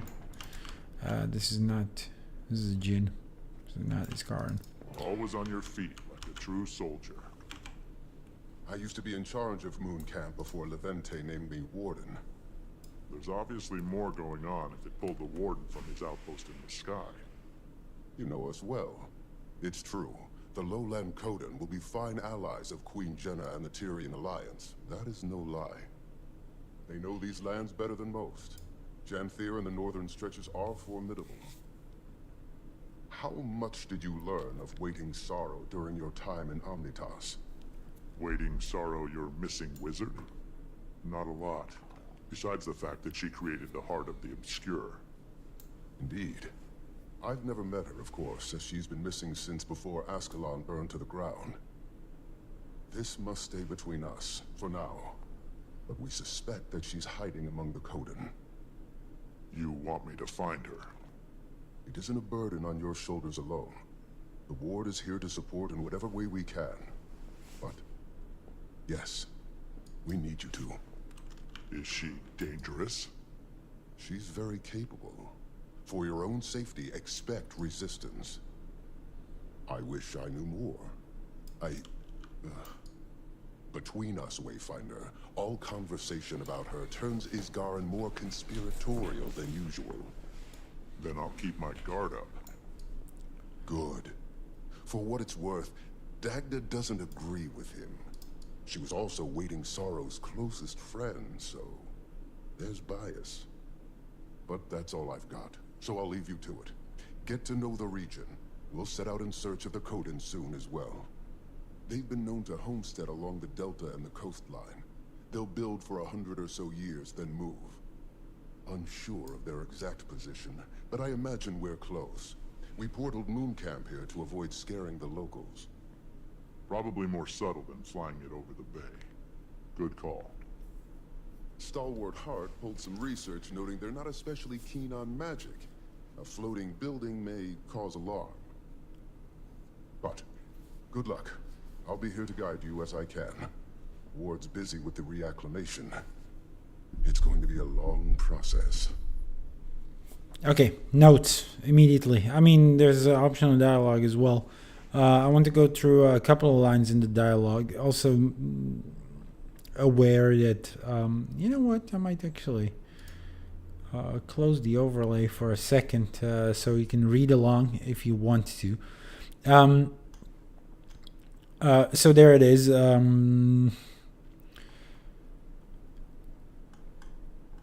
When do we start speaking to Frode? Moon Camp, so he was apparently stationed here. It is, you gotta wonder when, because the Astral Ward, it seems they are quite They have quite long lifespans, if I'm not mistaken. Maybe not. Maybe when you join the Astral World, you still have your normal. Normal lifespans. It's just that the wizards are always like members of ancient races that might actually live longer than normal mortals. You know what? Lowland Coden will be finalized. Interesting. Sure, but they know these lands better than most. Janthir and the north stretches are formidable. And yes, that's what I wanted to point out before as well. They warned us before getting lost in here. I think there's a bit of a dissonance here because at least the lowlands are an extremely lovely place. You'll see. So it is, perhaps notable that they are actually trying to warn us from this region. They're not selling its dangers very well by the story. And then, Waiting Sorrow. I have to point her out. She's been mentioned throughout Secrets of the Obscure, but we never met her, never seen her. They suspect she might be hiding among the lowland Coden because she is a Coden herself. It is interesting to find out that she's a lowland Coden, though. You'll see why, because the Coden we've been so far familiar with are quite unlike the lowland Coden. She's able to blend in, so that's a thing. She's a wizard that left the court, the only one to our knowledge, at least, after the death of two other, actually. So, and Isgaran is really weird about her leaving, and will be, potentially too. So that's another thing to note. We are going to be looking for Waiting Sorrow, supposedly dangerous as well, potentially. Very capable. I wish I knew more. Between us, Wayfinder, Isgarn being conspiratorial. That's pretty much probably what I wanted to say or point out. We can talk to Frode some more, I guess. How are things with the ward? Fine. Tense. Isgaran wanted to lock our doors and go back into hiding, but that's just not an option for us. We have 100 fractal inhabitants taking up residence in Omnitas, and I doubt they want to stay. They're sitting in a limbo of our making. One more thing. That's just one problem. Are you going to get the Alliance involved? Probably a smart move. I think we have to. Lear agrees. He strongly agrees. Iskaran's worried that the world will think us monsters, which is a fair fear, but our actions aren't above critique. I'm airing my angst. Suffered a few long nights, but we're moving in the right direction. Don't let me distract you. One more. Oh fuck. Fine. Tense. I'm gonna mute it for myself for a second. But that's just not an option for us. A second there. Fractal inhabitants taking up so here's the thing. Also, they mentioned in dialogue, and I'm just gonna read it out loud if you don't mind. About the lowland Coden. So we're in Janthir, and Janthir has been a name we've heard from, again, the very first Guild Wars prophecies. But so far, we haven't had the chance to visit. Now, we know an artifact slash creature comes from Janthir, at least is named after Janthir, and that's the Eye of Janthir. And so we have some clue of the Mersad being here, and having enough of a presence to sort of use an artifact of these lands to enact some things in the past. They used it to sort of point out people with like an innate sort of ability. which begs the question: if the Mersat used to be here in this area, surely they and the local settlers must have met, right? But we might get an answer that they might not, because in fact that's been 250 years ago, or actually longer, 260, 270-ish, since the Mersat were here, and the White Mantle may have had a presence here. The fact is, the Dakotan. Sorry, I'm just gonna. I need to put the sound back on for myself. Okay, I can hear it. We are getting now the information that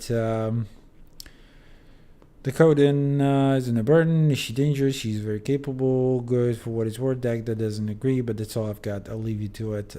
They've been known to... There you go. But that's all I've got, so I'll leave you to it. Get to know the region. We'll set out in search of Dakotan soon as well. They've been known to homestead along the delta and the coastline. They'll build for 100 years. They'll build for 100 or so years, then move. So it is very likely that the Dakotan haven't been around when the White Mantle and the Mersat have been here. This was actually a question that popped into my head a couple of times, but it seems that the Dakotan are quite new to this very area, to this delta at least. So they'll be moving around, I guess, around this area called around Drizzlewood Coast. This has a woodland cascades, right? So they would be moving around the woodland cascades, I can only assume, but not necessarily around this delta of this river that's been a center of mysteries for a while now as well.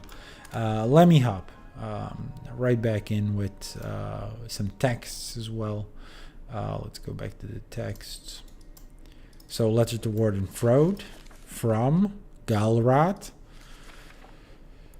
Frode, hate to report back with next to nothing, but most of our research on the Isles lived and died in Mabon's head, and Isgaran has most of Mabon's journals set aside for himself. I'll see if I can work on that. Most everything else is code of scraps. I did manage to pull some information on a village called Gavril. It's fixed, or was, somewhere in the southernmost isle.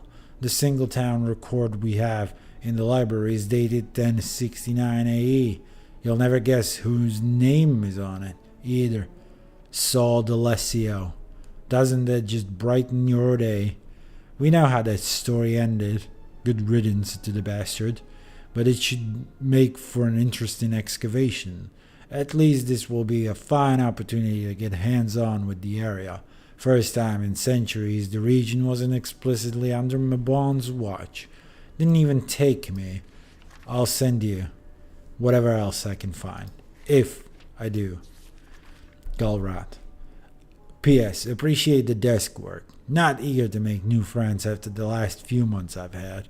Sitting at a table for a few hours, reading some books, and then taking a long tea break is just what these bitter bones needed. Now, he's actually a softie. He's not... he's only strict and nasty in demeanor. But Galrat, again, for those of you who may not be aware, he's part of the Estra Ward. Not a wizard, but part of, seems like a higher council or whatever. He is, interestingly enough, a former White Mantle member. He used to be White Mantle, and he used to give a quest in Guild Wars 1 in Prophecies. And somewhere along the way he died. But he used to be White Mantle when he was alive. Now he's reanimated. He's dead. He's an undead. Sorry. He's an undead. So it's interesting him speaking about Saul D'Alessio and how it's good riddance, because he used to be White Mantle. And I don't know what happened, whether he can only speak for his current, because he would have been around. And of course, Saul D'Alessio actually disappeared before our Guild Wars 1 heroes could meet Galrat. So Saul D'Alessio would have been gone already, but not necessarily confirmed dead, right? Missing in action.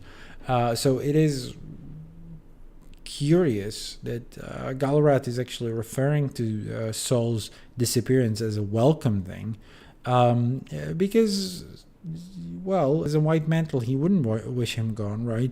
And as a reanimated corpse, he would have presumed Saul would be a historical figure to him. So it is an interesting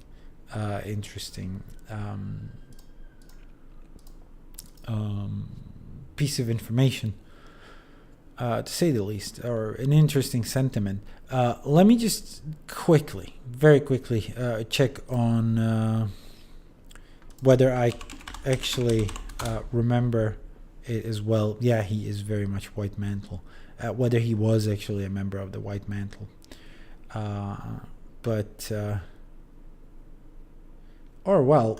Okay, not necessarily. The wiki actually talks of him as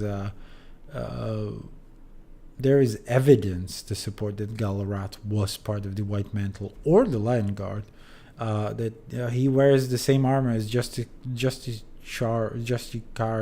Heblian, and some Lion Guard have loyalty to him, but not necessarily. Like, he's never. That is true. That when you take that quest, it's not necessarily explicit that Galrat would be White Mantle, but again, the armor suggests it. I'm pretty sure the guy is White Mantle. Anyway, then there's the town record, 1069 after Exodus. So for comparison, we are now currently, the last story happened in 1337, so some 300 years later than this record. And it is the town record of what was it called? Please remember this village. Please remember this. Gavril, right? So it's D'Alessio Saul. It is a town record, so Saul D'Alessio used to live here in 1069 at the very least. Then there's Agatha de Vries, then Comte Dubois from Escalon, High Mora. Don't know what these suggest, actually. Some of these are missing places. Lauren Klein and Elowen Klein. We should write some of these names down, because they will tie into the story later. At least some of them might. So Devry, Agatha, Dubois, Combe. But that's going to be much, much later, by the way.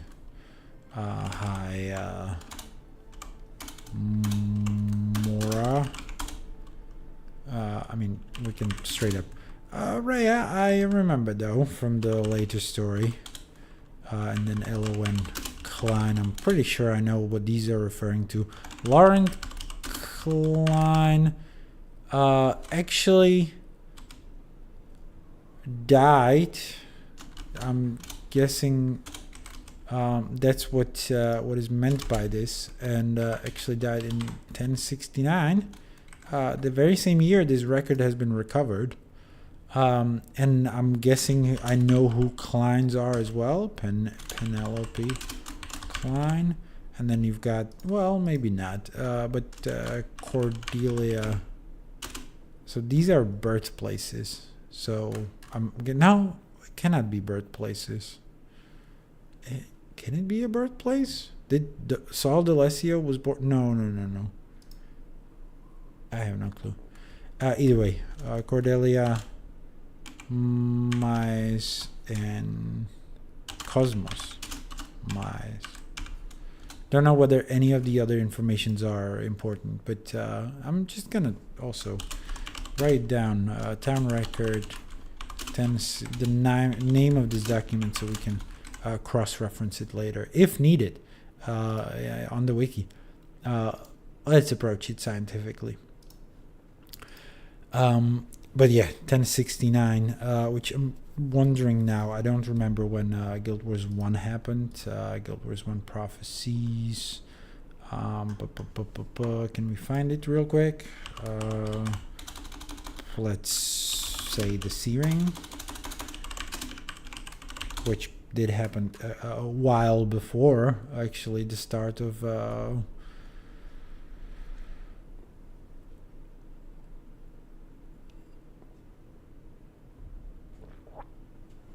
the proper prophecy story. They don't give us a year. Okay, Guild Wars 2 wiki does. It is 1070. So, this is a year before the Searing, actually. It's a year before the Searing.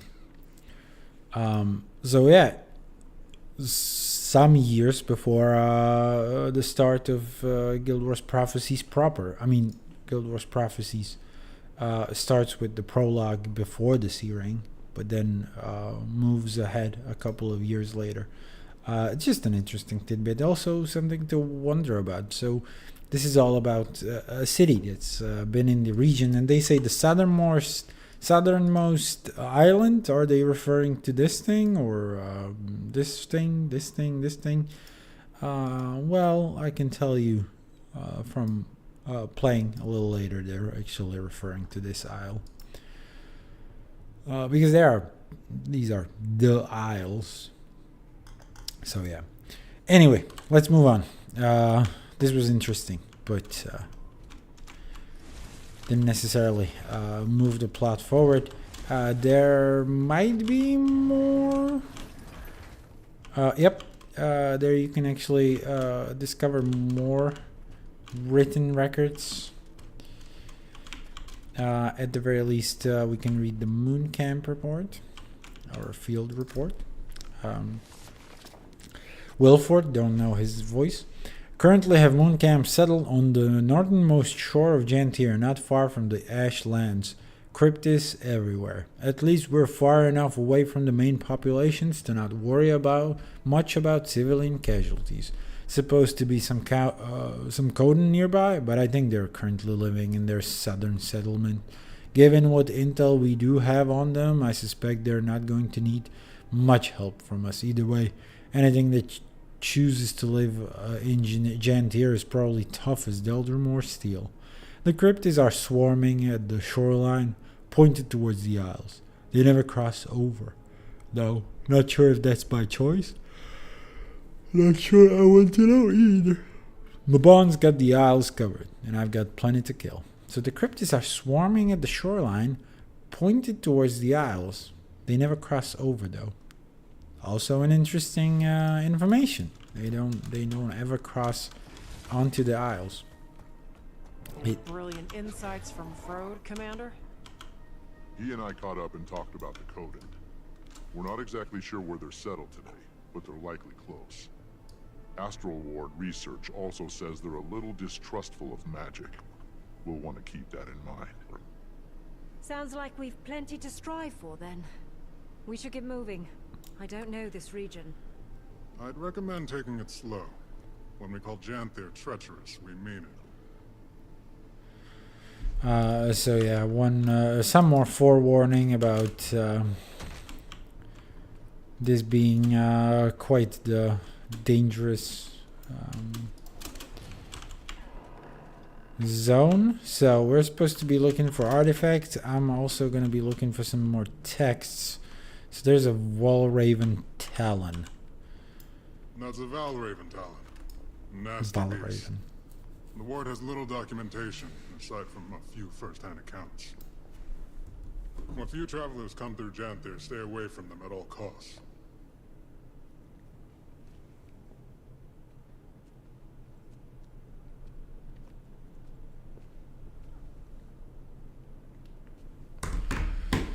Okay. Valraven, some kinds of beasts. They left a claw behind. We're supposed to be on the lookout for those. The next door takes us to a library. I'll be damned if there are no texts here. I mean, we can look at the... Okay. A lot of things come to Janthir to hide from the rest of Tyria. That's why the Mersat built Bava-Nisos here. Though, that place is all ruins and storms now. Hard to get close. Bava-Nisos? What's that? Former Mersat city. Fixed in the middle of the Isles. Been abandoned for a long time. Don't think I'd want to go anyway. Maban told me about it. Didn't sound all that hospitable. He went back from time to time. Memories, I imagine. Or guilt. Okay, Bava-Nisos doesn't play a huge role in the expansion, but also worth remembering if we can keep it all in our heads. But yeah, that's supposedly in the middle of the Isles, so a lot more north than this one. Guessing maybe here. There you go, Astral Ward Notice, 610 after Exodus. Actually, way before Gavril. Restricted area, Bava-Nisos, and there you go. We get more info on it right away. Mabon and his Garn have placed research restrictions on the Janthir Isles and the city of Bava-Nisos. Research may commence from a distance, but given the present Mersat influence and danger in the region, all travel to and from Janthir must be explicitly approved by Mabon. Travel to the Isles themselves is prohibited. While the Isles themselves are considered too dangerous for war interference, the mainland regions within the territory are free for exploration so long as permission is granted and caution is utilized. A handful of peaceful smaller societies live along the mainland coastal regions and should be treated with the same caution as any non-Astral Ward entity. So that's in 610 AE, as I mentioned a lot earlier than prophecies. And the Mersat have actually built a huge ass city here, Bava-Nisos, which is interesting because, as you know, the Mersat have been an ancient race in the previous dragon cycle. So and the dragon cycle has been set to wipe every civilization under its wake or cripple them to a state of uselessness. However, we soon learned that that's not necessarily the case, or rather, the civilizations shrunk, but they never went away. Actually, all the ancient races are around the time of prophecies. Or further, we learn of the Jotun in Guild Wars 2 mainly, but they are in Guild Wars 1 as well. All of them affected by the dragon cycle, but not necessarily diminished. And the Mersat, even to a point where they can still build cities, they are still strong enough to create Bava-Nisos. So the Mersat have a presence here, much stronger than the Coden have, or have had. Of course, the Mersat are dead, as far as we know, with Mabon being possibly finally the very last of the Mersat. But you never know with those guys. You never know. What can you tell us about the history of this place? Former home of the Mersat, and later the White Mantle. From my research, there's been very little activity in recent years. Correct. Aside from the Kodan, only a few other groups have called it home. Some centaur tribes, trolls, creatures that keep to themselves. And the Isles are another story. I recommend you read up on it. A lot of blood has been spilled here. Which is interesting. There's not actually a lot of history. I mean, maybe we'll discover it later on, but where is this region, by the way? Oh, that's Drizzlewood Coast. Don't have it discovered on this character, obviously. I mean, what was it I wanted to say? Something about, yeah, not a lot of explicit history unless I missed a lot of text in the new expansion, but no, really, like genuinely about Janthir, there's very little known what's been going on. We know the Mersat had a presence here, the White Mantle possibly, but it's pretty much news to me. I'm learning that from Guild Wars 2. Perhaps it's logical. By the way, I did want to mention, maybe, and the placement of the happenings may be a little sketchy, a little funky, but you know, when Saul D'Alessio first saw the Mersat, or when the White Mantle first had them revealed to them, it was in the Woodland Cascades, or probably was somewhere around this inland region, so not far from Janthir, in fact, but that's where they took Saul D'Alessio away. I'm so sorry. Saul D'Alessio away as well. But again, that placement might be a little sketchy because, and this is important to note, it's been sort of haphazardly thrown in as a side story, as a historical story into Guild Wars 1, and the placement might not necessarily overlap with where the things took place. But there is a very strong suggestion. It was around here because, and this is perhaps notable to say, there is a side story as well that takes place in the Kirin Peak. And there's like a whole ass complex to this day. This thing actually exists in the map in Guild Wars 2, and is placed there when you look at the map. As you're doing the story, the side story in Guild Wars 1, it does take place in Kirin Peak. So, look, very likely that we've had the thing happen here, that historical event of the Mersat revealing themselves to Saul D'Alessio and Junk. By the way, I'm just gonna quickly check that Shaman's Guide one more time, just to make sure we're actually getting the full picture, because for example, oh yeah, this side story is actually captured here, which would mean, or should mean, there will be a side story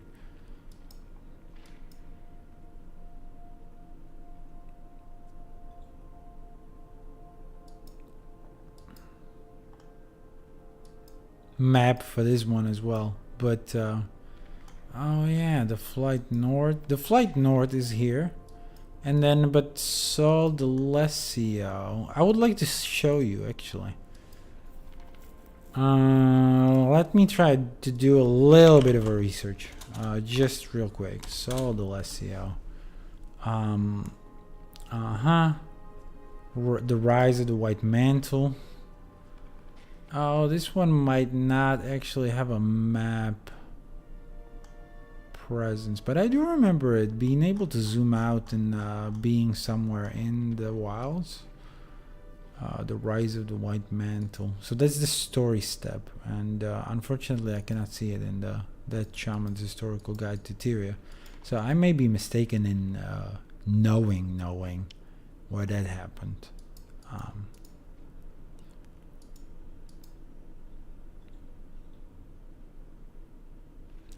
Either way, interesting stuff, because of course the White Mantle would have faced the Char there, and yeah, it must be somewhere at least close to the border. Either way, let's continue with the story, I guess, and look at some of the artifacts here. I think it's all the texts, by the way. I think there shouldn't be more.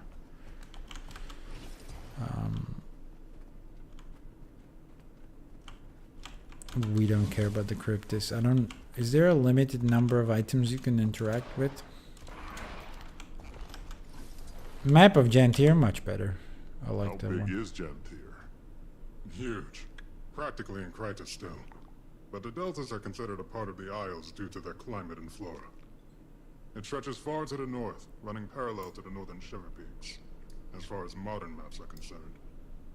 The Isles and Bay make up most of the occupied territory, with some coastal regions lining the mainland. There was even a small human outpost on the Isles, but it's long abandoned now. Don't know a lot about it. That's Gavril, I Not a guess. good place to be then.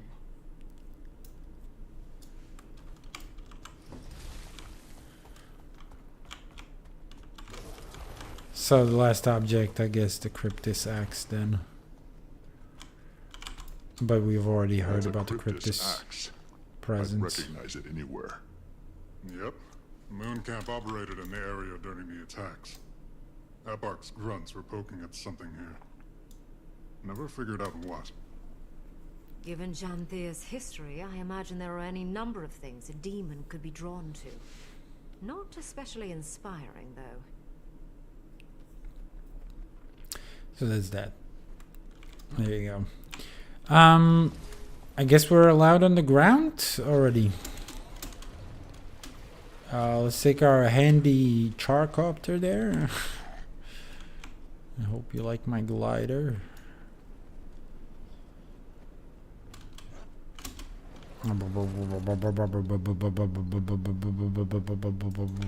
It's funny. But yeah, they're already on the ground, So so. quiet. Reminds me of Drizzlewood. Abundant vegetation. I wonder how much of this is edible. I'll let someone else sample the local cuisine. Now where to first? Sounds like something to be determined by a wayfinder. Funny. Kate, you're brilliant. So yeah, we're just genuinely supposed to wander around and scout. By the way, Moon Camp being a floating sky fortress once again.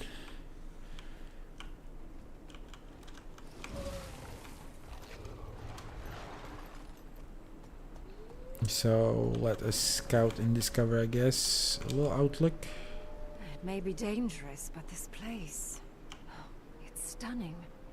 Beautiful and deadly. I wonder where the current takes us. Oh, we'll learn that soon enough. Maybe not necessarily explicitly in this playthrough, but...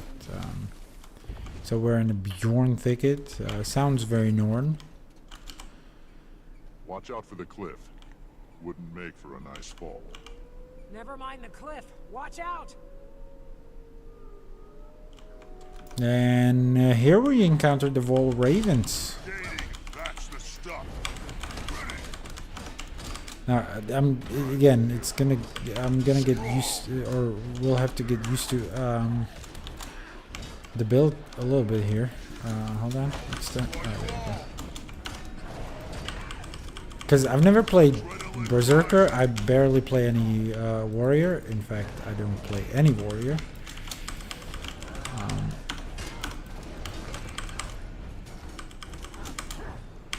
And I don't want to bust out my secondary weapon, by the way, just yet. Must be Valraven.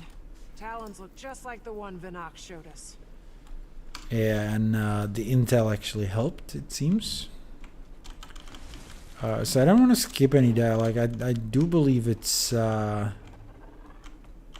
possible to skip to the very right clue. So, unfamiliar flowering shrub. Theory flora is fascinating. And probably very toxic. Nah, it seems like it's just a bar that's filling up. But there seems to be more clues than we can scout. No, not necessarily. We should follow that stream. See where it leads. Yeah, okay. Should we though? Let's follow the stream then. Hopefully we're not skipping a clue. It just leads into the mountains. As streams do, man. It just disappears here. Alright. Just led to the cliff face? Maybe. Maybe that's what was suggested there. Hello there, Isla Bailey. Am I reading that correctly? My day is going quite fine. I'm about, well, let's say halfway through the stream. A little past halfway, I'd say. Old growth pine. How's yours? Isla, okay. Goodness, look at you. This is a very old tree. This is Imagine the old as stories it balls. would tell us. Standing tall and strong, protecting the smaller growth. Eyes up, Keith. Oh no, another ambush, and we're supposed to kill some wolves, which is, I don't approve.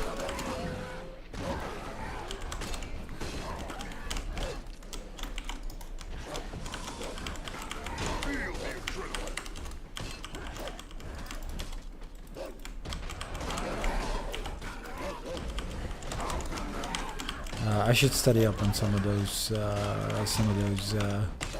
attacks and stuff.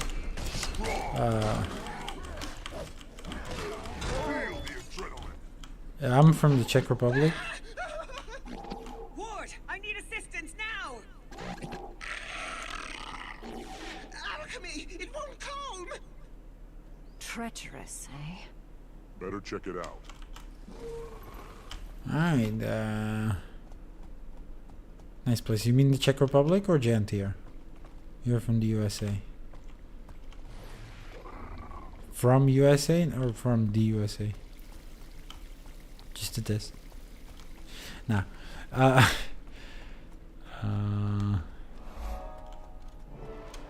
Together, everyone.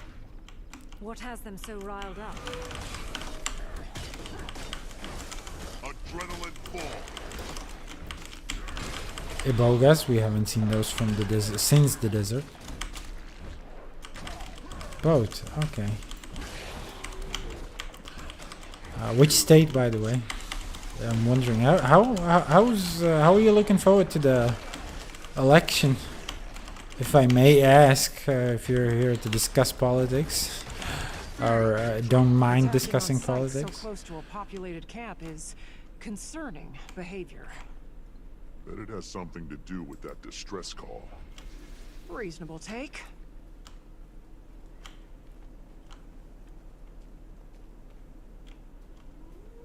Okay, so we weren't responding to the stress call. Claw marks. And from quite a large beast, I imagine. So I imagine if you're from Texas, you're voting red. Or you don't have to disclose it if you don't want to. It's fine.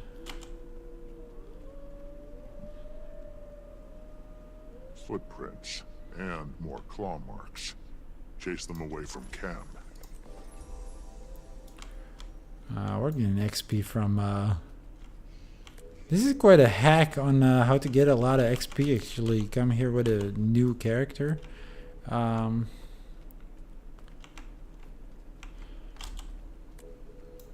We've got a lot of XP, actually, just from this one combat. Right. We better hurry. Yeah, we better. Come on. Let's catch them.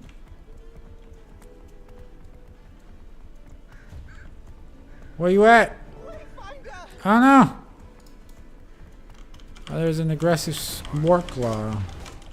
It doesn't look like a warclaw, but you know, not the ones we know at the very least. Oh, we're still getting some of the XP. It's a champ too. Man, this weapon is crazy. Like, we're getting primal bursts all one after another. Ah, damn. We can CC. If I can remember how. What are my CC options? Oh wow. Yeah, I also stream simultaneously to YouTube. The rest of you follow as we guide. The creature is vulnerable. Again. Don't seek to kill him. It's absolutely necessary. Who are you? Outlander, use this salve. Okay, I'm supposed to use a salve. Breathe. What? Who are you? We got a pet on the leash. Curious you wear. Perhaps something sturdier would do you better in these parts. Which of you is the leader? Commander. I'm supposed to present myself as the leader? Okay. Unknown. So they say unknown. But yeah, let's take a look at them actually. So first of all, well, I mean, it's not going to be that easy. Not with the cat on a leash. So we're a cat with a cat on a leash. Now, so the code. So they say something sturdier. I mean, this guy says it. Okay, they've got like a whole samurai setup here, but all their party members are not that much more heavily dressed than we are. You know. But yeah, these are the lowland Coden. So take them in. I mean, it should be obvious, right? They spoke to them as Coden. They're bear people. I guess I could have guessed. Well met, warrior of the Citadel. I'd like to get to know you. I'm sure the Claw would too. The sun is fading. Wherever you traveled from, our village is likely closer. Follow. We've got a fire for you to sit by. Thank you. We'll follow. But who are you? Barbed Veil. Come. You can help us lead the journeykin to safety. But we must move quickly, unless you want to lose yourself in the woods. Our nights have been far darker. The Valraven watch. Journeykin? You mean that wild animal? Fascinating beasts they are. Came to us from far away. They need protectors.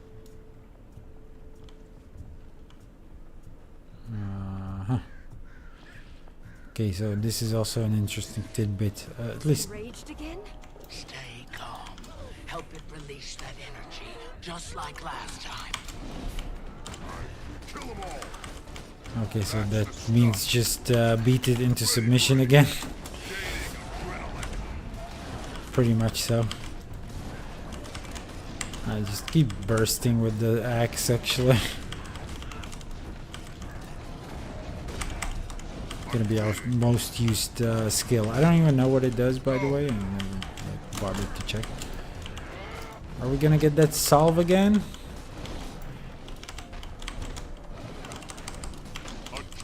Can you chill?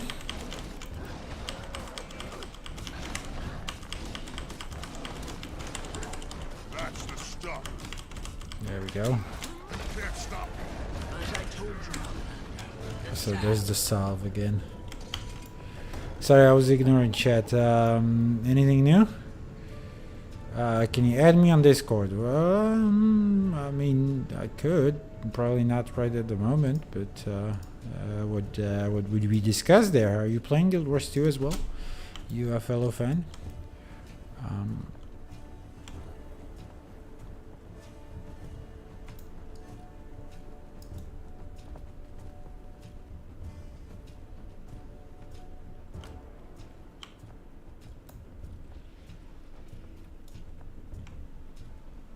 Again, keep your voices stable. Help it relax.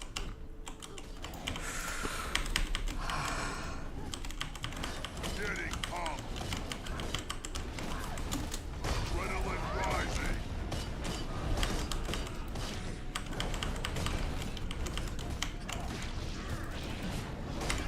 Kill them all. Alright, I might add you later then.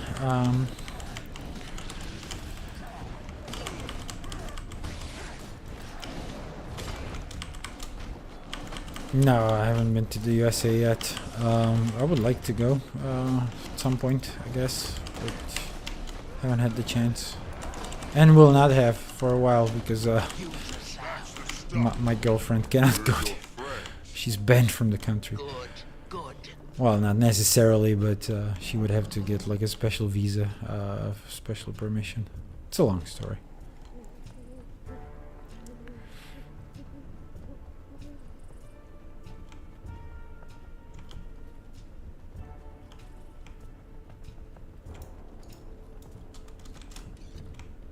Starting to think that it's enjoying this. Boli pryč a nikdy se to už neukazuje. Rozumíš?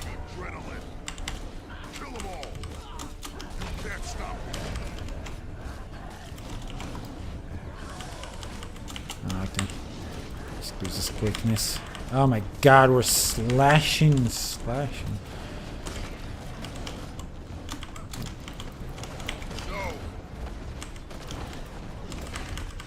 Is this a stun break? Did I just equip this for the stun break? It's not even a stun break, this thing. It's interesting. Alright.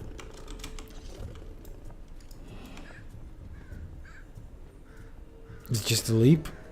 I just got some leap because it looked cool.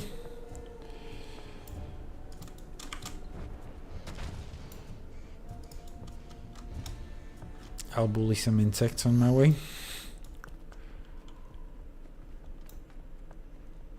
Welcome. Ah, they took away our camera. Ah, the music there. You're gonna hear a lot of it. Perhaps not, because we're mostly focused on the story. It's a title card. I almost forgot about this.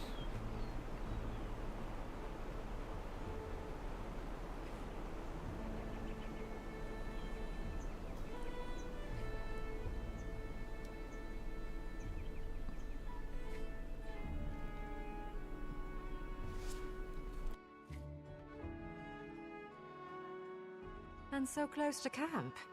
I was expecting a little more of a hike. It's been a long while since we've let the outside in. Travelers avoid these lands, and for good reason. Not intentional isolation, that is. It isn't my story to tell, however, and we're nearing the pen. Alright. 1 second, if I may. Before we actually follow these Coden, I wanted to... So I wrote down a little tidbit of information ahead of time, and I don't know where exactly, but I just want to pull it back out.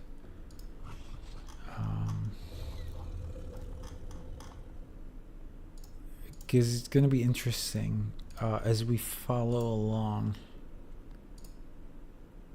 It wasn't here. Oh, there you go. Yeah, I got it. This is exactly what I need. This is what's up. Alright, I'm back and I'm present. So we're still dragging this worklaw along. Cute kitty cat. And we can start in the to the point of interest. Use this to calm the beast. What is it? Food. Alright, I will after the stream. Sorry, I'm just a little preoccupied here, as you can see. Also, what for? Like, again, are you playing Guild Wars 2 as well? Animals, especially feral ones, only know a life of hunting, fighting for their food. A kind interaction and a gift is sometimes all it needs to learn trust. Return with more than another journey can. Oh no, we're missing dialogue. More creatures lost in the wild. A claw of the Coden that I've never heard of, huh? Call me Stoic Older. We found them in the forest, defending themselves against this one. I'm glad you intervened. before any lives were lost. Come. We should speak. So yeah, we're not getting that screen back. But it said we've got a new mastery. Of course, we don't. We've had this mastery for a while, and actually trained it all the way to 4th stage. We're missing the 5th, but this is all about Warclaw mount. By the way, it ties into if you've already had a Warclaw before, it doesn't give you the same set of skills. In fact, like obviously the so Warclaw used to be a World of War. I'm sorry, not World of Warcraft. World versus World, primarily mount. It got new abilities with the new expansion. So yeah, just to explain there. And unfortunately, I didn't manage to read the dialogue about the Warclaws. But yeah, they call them Journeykin here. I prefer to call them Journeykin too, because like, what the fuck does Warclaw mean, right? They call them that in the mists. We should call them what they call them here, right? So anyway, and we're introduced to Stoic Older, the Claw of the Lowland Coden, the one we were seeking before. As a delegate of the Tyrian Alliance, it's good to meet you, Stoic Older. Awesome voice, by the way. Interesting. I never thought Tyria capable. Capable of what? Clearly, we've plenty to discuss. Come. The village welcomes you. I'll tend to our friend.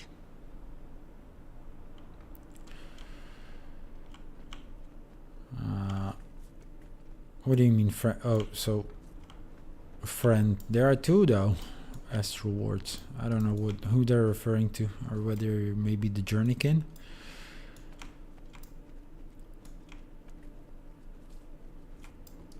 Sorry, I don't know how much I should.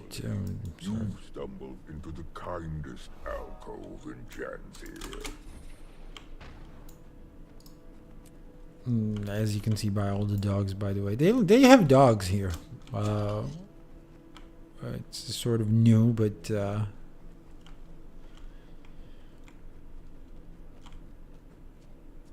Seems we have visitors.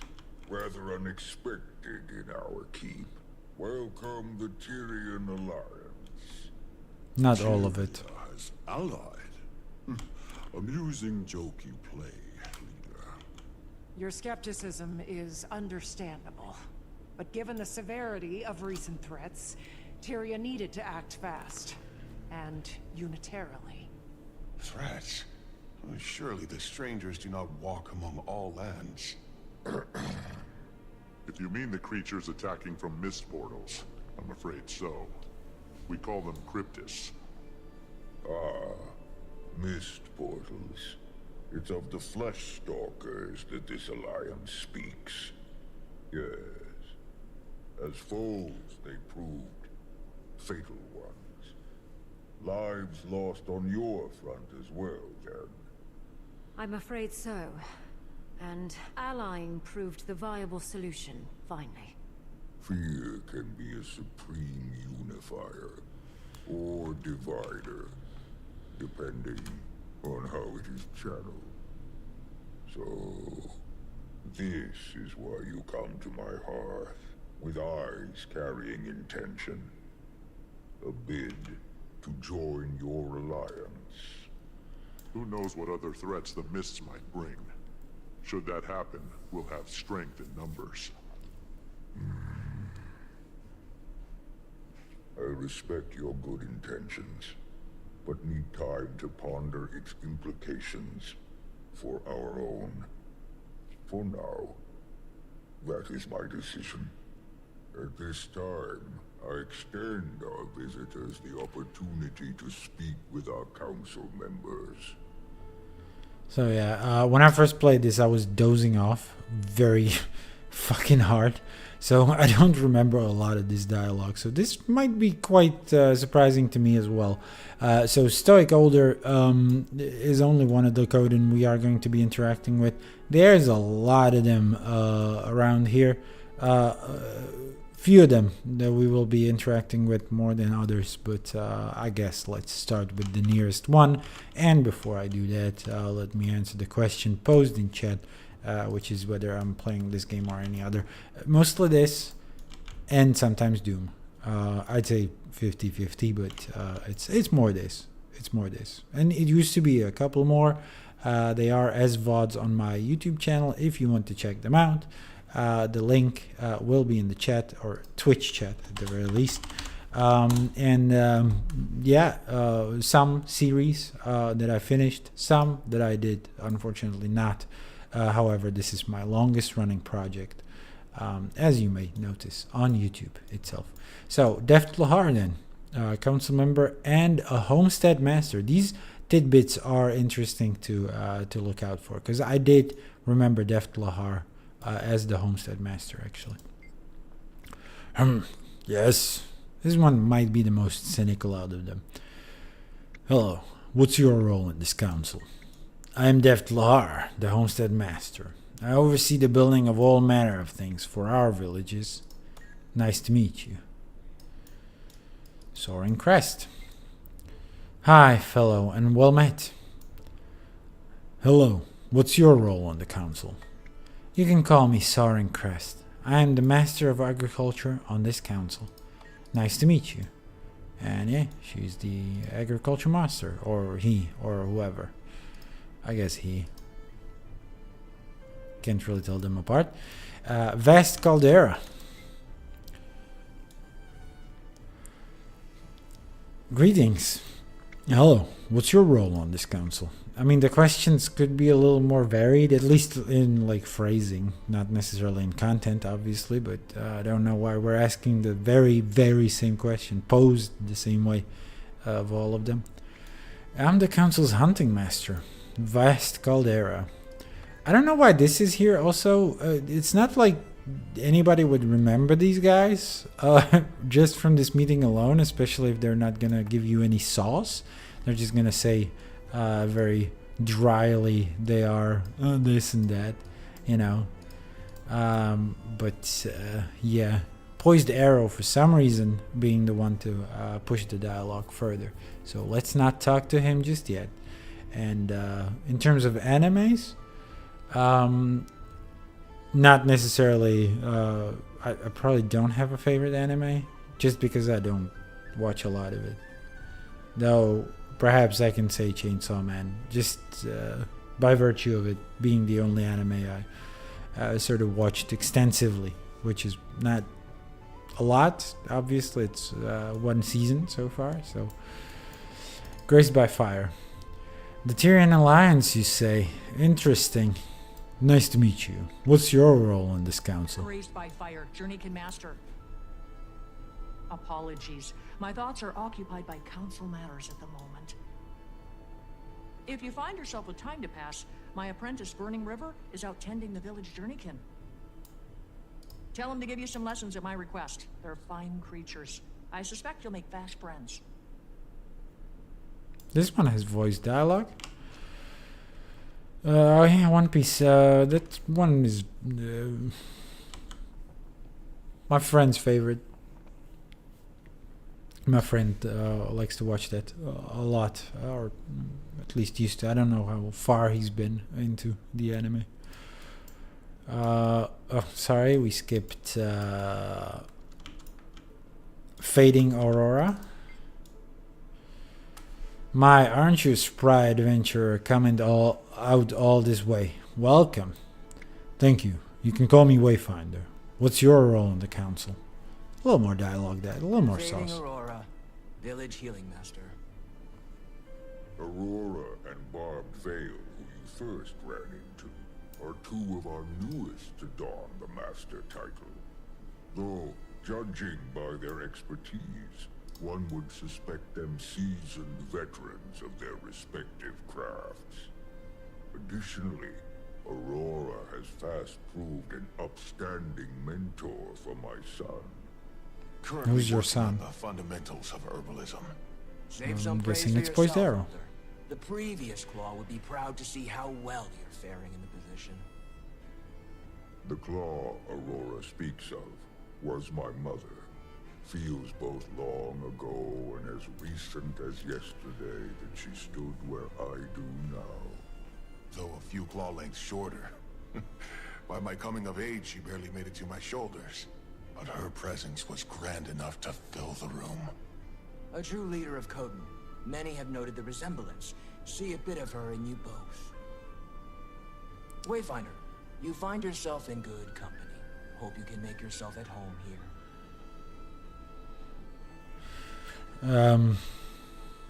So there you go. Quite a bit more dialogue, a little more meat on those bones. Last but not least, Lycan, apparently the lore master. Lycan. Am I reading that correctly? Welcome to our village. What do you seek? Nice to meet you. What's your role in this council? Why, hello there. Lycan, humble lore master of the lowland. Long before our tribe came to inhabit Janthir, we hailed from a sanctuary far in the north. In those times, we were led by two honored Coden, a claw chosen by the people, Alder's role, same as his mother before him. Also, a voice. She was chosen by Koda himself to share in his mind, ultimately proving her worth by the trial of faith. A trial that would prove both to her detriment and the tribe's. Mid-trial, nearly crushed by the weight of madness, she fled. Some call it cowardice. I believe it was the will to survive that seized her from the brink of oblivion. The same will our claw channeled in the trial's aftermath. Rather than risk ruin, he led the tribe south, to Janthir. Given time, some Coden found themselves called back by the will of Koda. A call they followed to Or. To Or? The rest, our forebearers, remained. And it is here, free from gods, tried only by nature, that we find our sanctuary. Well, at least, that's the speech I've prepared for the Cubs' annual history visit. I fear it sounds a bit rehearsed. Nah, it was fine. It was interesting. So, yeah, apparently. So, we know this tribe doesn't have a voice. Voice of Koda, which is normal for Koda to have the two leaders, basically. And yeah, what else? Also, that they moved here after that happened. It made me wonder, by the way, for a bit while. So we know the Coden we are used to, or we have been used to so far, have been white. They've been polar bears, basically. These guys are brown. I was wondering whether perhaps they can adapt a bit to their environment, and they become brown when they are in the woodland area, and white when they're in the Arctic areas. It's just a working theory. I don't think it's supported by anything in the game. But a couple of things, like for example, we've heard of what was her name? Sorrow.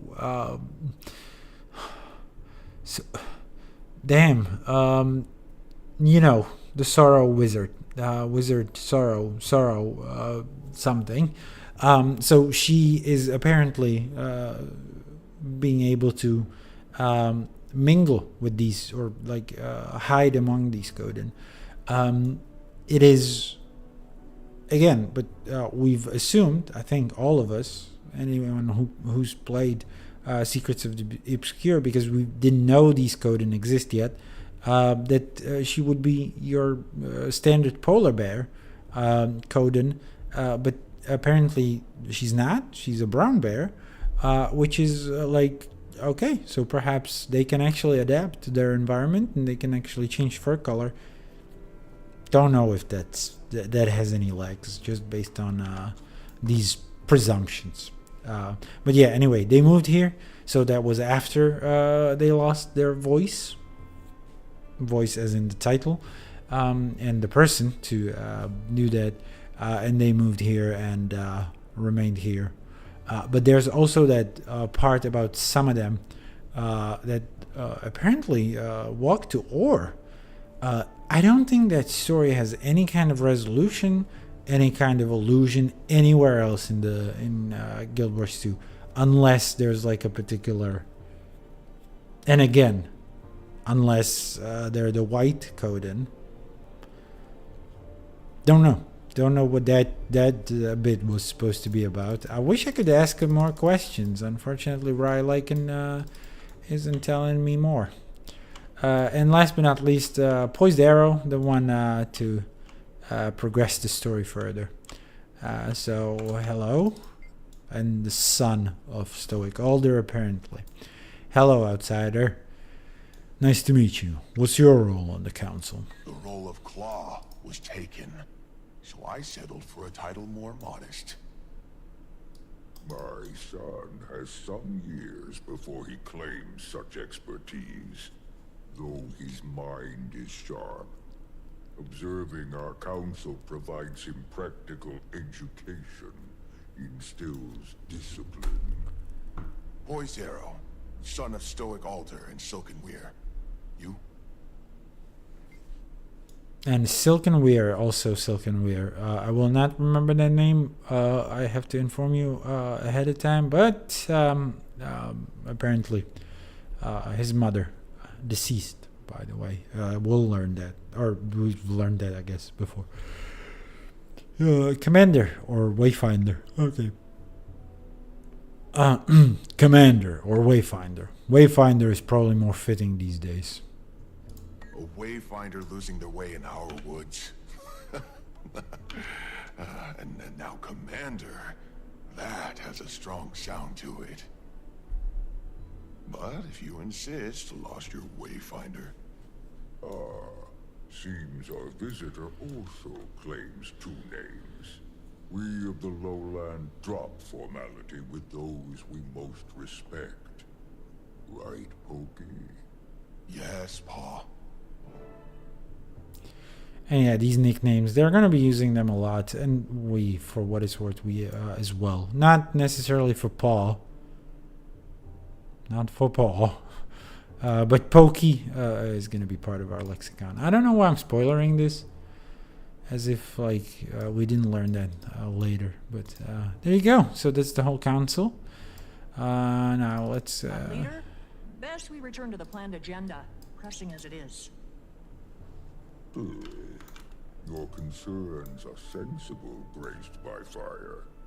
Poised Arrow, I'm afraid our discussion shall prove as stuffy to our guests as the air in this hall. Show them around. But we've only just... A fine idea. Best they enjoy the weather while it holds. Meet me outside when you're set. Alliance, I deem you welcome visitors, for the time being. Feel free to acquaint yourselves with our town. Fortunate for you, the embers of our summer season burn brightest. May your time here pass well. Oh, it's the end of the instance, actually. Is there optional dialogue anymore? There are 2 starbursts. Might be just a portal. I'm not... What? I'm a little confused by that.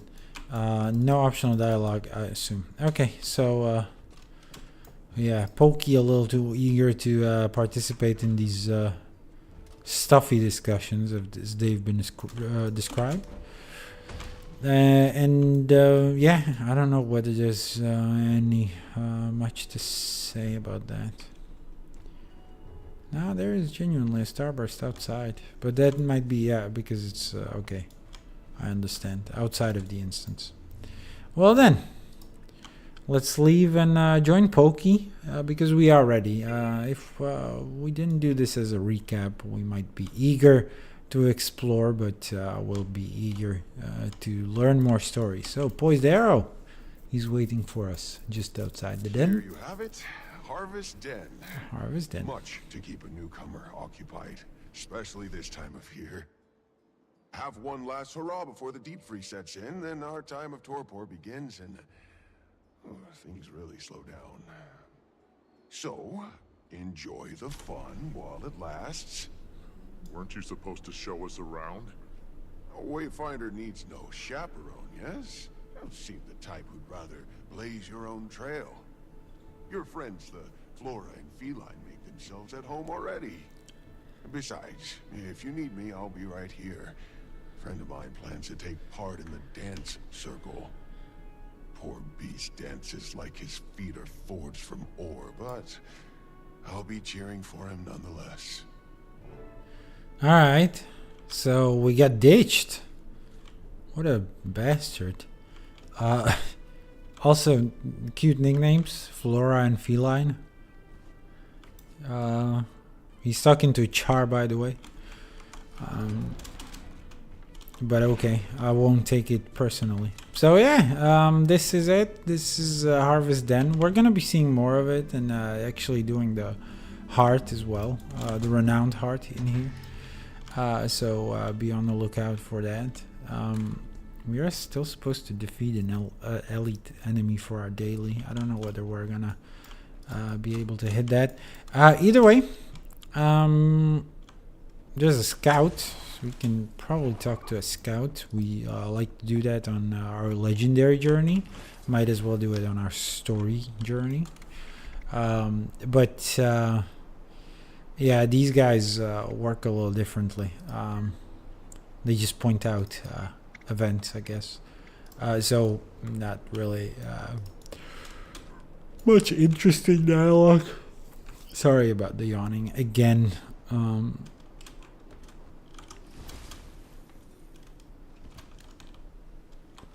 Let's use the mounts available to us. Well, we already unlocked the Warclaw Mastery. So I actually did reskin my Warclaw to look exactly like the Journeykin. So, and we're gonna ride them for a while. So we've got a lot of masteries, by the way. One of them is sniffing around like this. And that's just, that unlocks nodes on the map. You may have noticed that it revealed a treasure chest on the mini-map as well, and lets us dig around for these loot chests. So that's that. And yeah, for this reason and this reason alone, it is very good to ride around on your Warclaw and or Journeykin. Person? Can you make your own food? Do animals graze on you? Making friends already, Kate? Delightful, aren't they? What I love about children is their shamelessly charming lack of tact. Willow, focus. We're training, not harassing newcomers. But how pretty she is! I love her flowers best of all. How sweet. These were a gift from a very dear friend. A dragon friend. There's a dragon here as well? I'm afraid we're on this adventure without her. She's resting. And she's more than earned it. Something you have not, Willow. Back to your sets. Could complete these with my eyes closed. Now this newcomer looks like a fine sparring match for you, Swift Rapids. Never trained with spears before. Really? Bet you'd take to it naturally. Talk to my sparring partner, Mists of Dawn. She'll help you get a feel for it. Most couldn't train in spears before they can talk. Though some prefer to exercise their jabbering jaws. Thank you for letting us watch. Okay, so we are supposed to talk about the spears as part of the story. This is in fact a mastery that we unlock later on. Or is it actually on? I don't. Yeah. Lowland Spear Training. It's part of a larger mastery, though, a Lowland Coden. So this time the weapons are tied to a mastery. Last time they weren't during the expansion. I think that's a good thing. And you gain 5% additional experience while in Janthir. So this mastery line is more about like unlocking the potential of the map.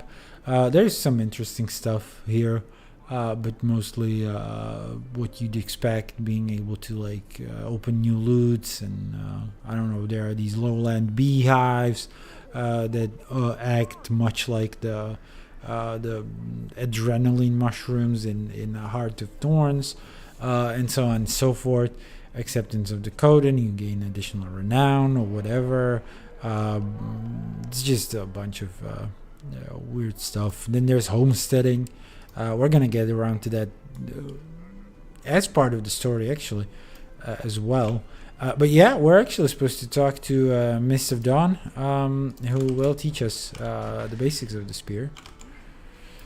Here to learn about the spear, outsider. I think you can handle it. You'll need to earn the right, just like in a cub here. Like the cubs, huh? You must earn it. Fight, help around the delta, and observe how others use the spear. In time, it will be yours. Once you have done this, return to show me your mastery against these targets. I'll give it a go. And yeah, again, they inform you of a mastery.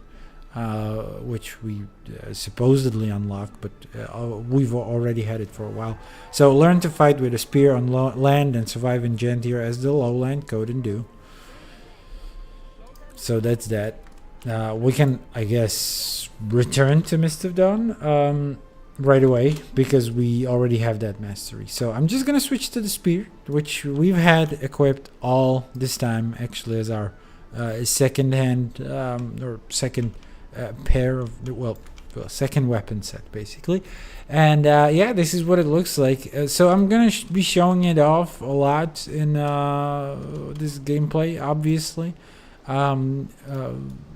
So don't worry, you'll get a feel for it, I guess, at least like from the looks of it. But yeah, it is a mid-ranged weapon for the warrior.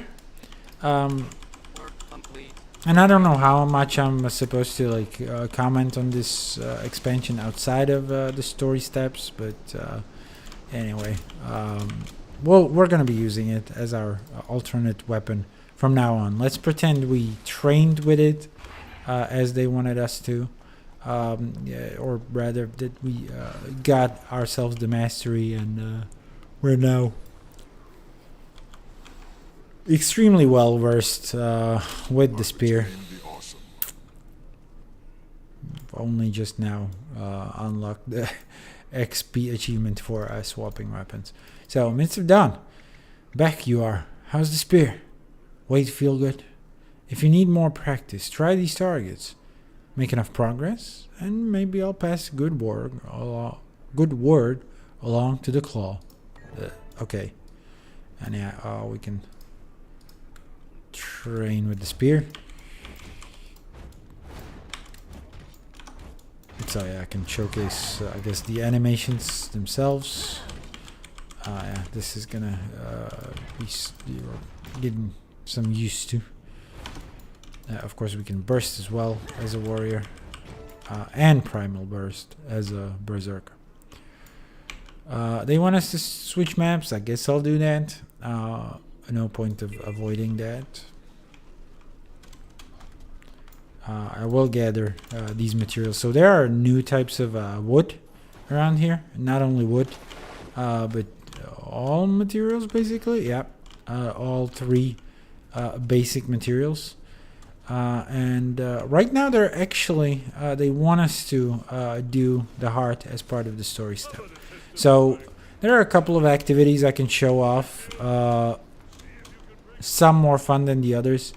So first of all, you can participate in this arena, both as a spectator, but also as a competitor. As you enter this, as you can see, it will sign us up for these activities. Unfortunately, as you might also notice, you will not see that because it's behind my webcam, but the time until next event is 2 minutes and some, well, almost 3 minutes. So we're not gonna stick around for that. It's not that interesting anyway. Then you can train stuff here, like dodging, which mostly you can do just by running around the arena, doing like circle strafing, and you won't get hit. Then there's the Defiance trainer, which is incredibly easy to do and gives you ton of hard progress actually.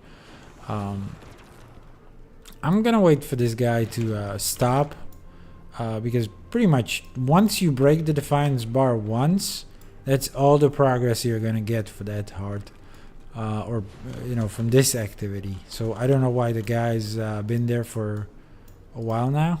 Finally they caught on. So let's see what Think strategically. Head on attacks don't always land. and yeah, you've reached your daily training limit. All it takes is one Defiance bar break.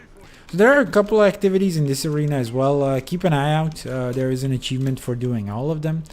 Not necessarily for doing them well. I haven't seen an achievement for you know, being the best of the best. But you can compete as well. I think they announced some winners or whatever. Then you can come to the Denning Forge. This is old hat by now, so I'll leave you to. Well, they say it's old hat to us. Because we've been on other characters. Obviously, it doesn't fit very much in our recap, but yeah, it is old hat for us. So you grab the unrefined ore here. It's a fun heart, I think. Grab it here, put it in the furnace. You take the bellow, and you start pumping it by hitting the correct skills, which I like to do with my mouse. I feel like that one is a little more friendly towards me. Once you're done, you take the ingot from this thing. You can put it in the ingot trait if you don't need the additional hard progress, I guess, but I don't know why you would do that. I would just forget it and keep it here. But you can then decide to either forge it into a sword or a spear. I guess we'll do the spear. That's the topic of this. And once we have the spear, we can put it in the spear storage, which is just like a huge barrel. Farther than most. Done mighty well for yourself. Real proud of you. Cute. We can view a vista, I guess. Not necessary for our progress, obviously, but I'll show you around. Show you the harvest den, which seems to be the whole village. That's what they call it. And yeah, I'm only a couple of steps ahead of you. If this is your first time watching the story, I don't know that much more about it. I just want to show you the mainline story, and some of my commentary will have to do more with Guild Wars 1 than anything else. Not a lot to do here, but as we move towards this area, we should find the farmlands. They're not below us, they're actually above us. And some combat, as you can see in the distance. So yeah, once we actually climb up here, which I'm not quite sure how you're supposed to do without a sky scale, you will reach a location known as Bear Paw Fields. And what you do here is basically the same mechanic they have in one of the Living World stories. We have to grab a torch here somewhere. But once we do... Oh, there you go. At the campfire. A mere arrival brings much needed relief. By now, my request for your aid bores even me. But it rings as crucial as ever. Tend to the crops, as you so well do. Okay, so again, like, they pretend like they know me. They don't, but that's okay. So we can pick up the torch and you walk up to these crops, and some of them will have like insects coming out of them and reveal themselves as an infested crop. And you can burn that one. You can burn healthy ones as well, but not only that doesn't give you the hard progress, but also seems rather counterintuitive. Okay, so let's not get tied to this activity. I will give you like a full rundown here actually. I guess this one is tending to the crops like right where the tree is. By the ears.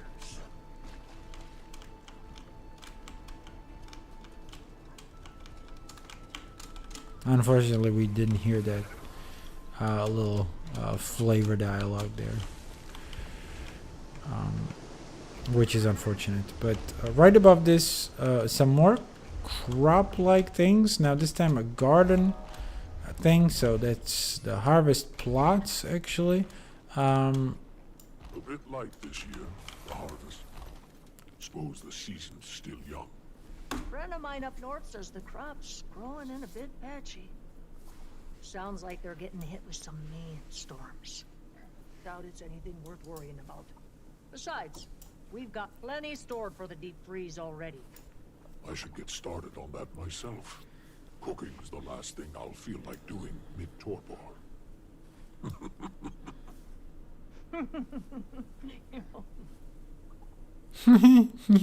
Yeah, they mentioned the torpor actually. That one is interesting to me because there's a suggestion there.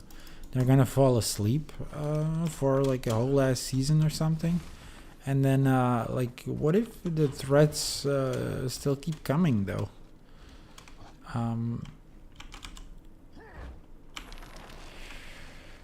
Anyway, it's just something to think about. Now there's there's nothing to do here though at this moment. So from time to time there'll be an event which you can participate in, and then there's a lot of gardening you can do here. Unfortunately, it's not on at the moment, so I cannot show you that. But yeah, you can get a lot of hard progress by doing that event, I guess. Maybe not a lot. I think still there are more optimal ways to do that. Also, I promised I will do the sniffing animal, right? The journeykin, and we're not doing that. So let me amend that. Another box we can dig up. Very nice. We'll drop off. And yeah, one of the masteries is that it can jump in mid-jump. It looks a little comical, at least to me, because it then feels like it can fucking fly, as you can see. It takes a while before we hit the ground, but there you go. A lot of events going on from time to time over here. Unfortunately, once again, not a lot happening at the moment. And I can see an achievement icon. Let me just drop by. There seems to be something hidden in here. Oh, it's Fang the Wise Guy. So by the way, one of the side quests that you can do here through the achievement console is like speak to animals. So you get like a potion from Zizel. Zizel is from Secrets of the Obscure. He's one of the potion masters. And he is in the moon camp, and he'll give you the potion to test out on animals, and you will get to test it, and it lets you speak to animals. One of them is actually housed in one of these houses, and it's lady. What is it? It's a cat that is apparently stealing food from the Coden. Now, I don't remember what the exact fucking dialogue is, but they send you on this, like, whole quest, and I'm guessing Fang here is part of that side quest, so let's see the dialogue there. Fang the Wise Guy. So hungry. It's just some cabbage. What's the big deal if we have a bite? Can I interest you in an opportunity? Oh, yeah! Oh, yeah, that cat wants us to assemble a team for a heist.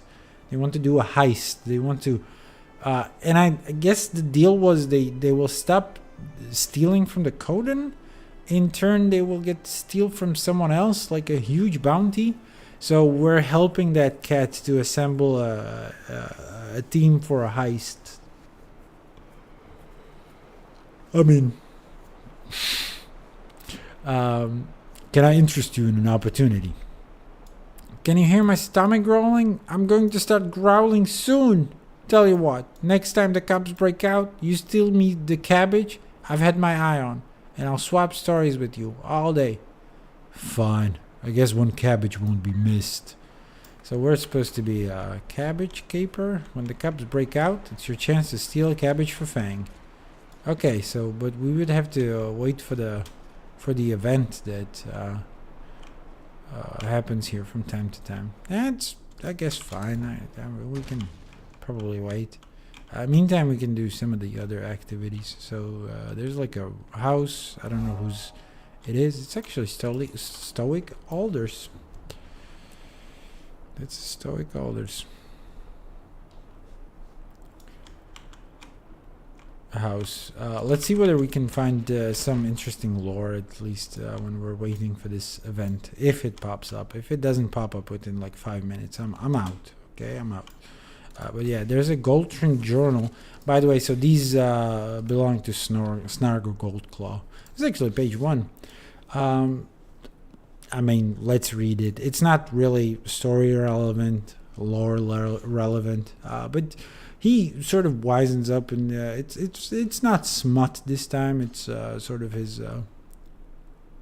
opinions about coming here. So I thought my creativity to be dull and rotted from an exhaustive cycle of self-doubt. My pen hand trembling over the paper at every attempt to overcome the cloud that fogged my vision. Where are you? I called to myself. A younger Goldclaw stands at a pier, and I, his muse, an established writer and absolutely magnificent, float in the opposite direction on a drifting raft. I watch as my hopeful younger aura fades into the fog. Kippo had rejected my latest manuscript, the eternal alchemy of my heart, and instead has proposed I write a sequel to Destiny's Pledge. So the event is out. I'm just gonna quickly join it and do a little bit of a cabbage stealing. Also, by the way, let me just tag the event as well so that we can get some hard progress too. And there's an amazing cabbage.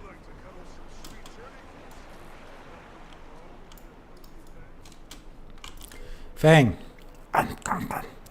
So, I have an offer for you.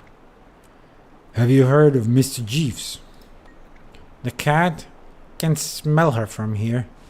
She's getting crew together for a heist. She needs a climber and a jumper. Jumping, huh? Wouldn't you say so?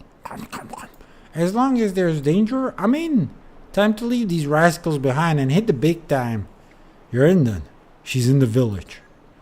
Alright, we got recruitment. Unfortunately, I don't see the progress there. But there you go. So yeah, that is again one of the things you can do is just gather around the cubs and return them to the pen as they rampage around in around in the cabbages. I guess we're not getting more. Let me finish the story from the record from Snargle, just so we can get a closure on it. And yeah, also a dog. Hello. We can pet every dog here in this village. Is that what our world has fallen to? Is my novel work not exciting enough? Unripe, certainly, but I can't humor the thought, or I'll never scribe again. I've informed Kippo that I am taking a writing retreat. Me, myself, my thoughts, and a well-stocked collection of paper and smoked meats will begin our journey in Divinity's Reach and march northward. And I guess they left the page here. Or Snargle did. Alright. So Anything else here? No, we can just sit here. Yeah, so there are a couple of story documents and lore in some of the other buildings. I don't know whether I'm going to be reading them all. I mean, I might as well check, see if they spark our interest. So, for example, the Flesh Stalkers. More Flesh Stalkers breached the mountain pass. The stench reached our noses as the first scream sounded. Something about the breeze told me that the rest of the world was quaking too. Surely we are not the only ones to endure these beasts. When wind carried the smell of blood back to the delta, my mind shot to the years prior, the frigid air that swept through the mountains, the lines of smoke billowing from bonfires on the horizon, and the disappearance of those lines as each outpost was demolished by the ice spawn. The barricade bodies stacked higher than the peat harvest. Okay, I might be a little dumb here. Let me just check the wiki for the Flesh Stalkers, whether they're talking about a new type of enemy or perhaps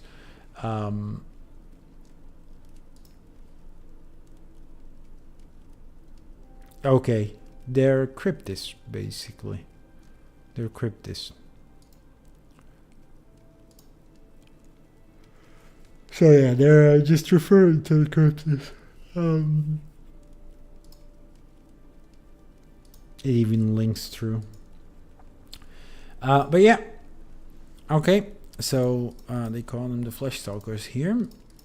Much like, you know, they rename everything we find. Moving on, a floor higher. Yep, there's a lot of journal. This is the Goldtron Journal, page 2. So let's not read that one actually. Just because it's page 3. So we would have skipped page 2. If we find page 2, we will find it. We will read it. And hopefully remember that page 3 is here. And come back to it. But so far, let's leave it. There is still cold winds. Oh yeah, there's like this poetry. I'm not going to read that one. You can read that for yourself.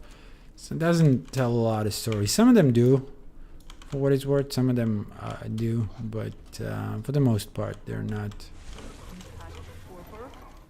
Terribly bad, I think. Who's talking? I haven't caught a lot of that Focus, dialogue. Commander. Diplomacy is delicate work. Find Melis's hiding spot and harvest den before it's time to meet up with her.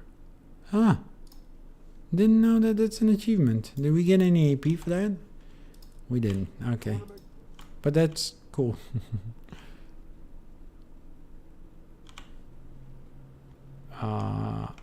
That's cool. We stumbled upon that. It wasn't even my plan. Okay.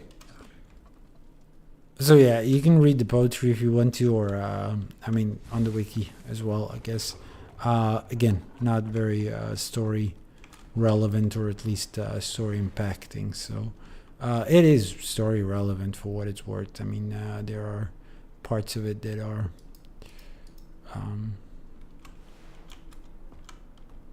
that tie into the story, and again, depends on, I guess, the poem you read.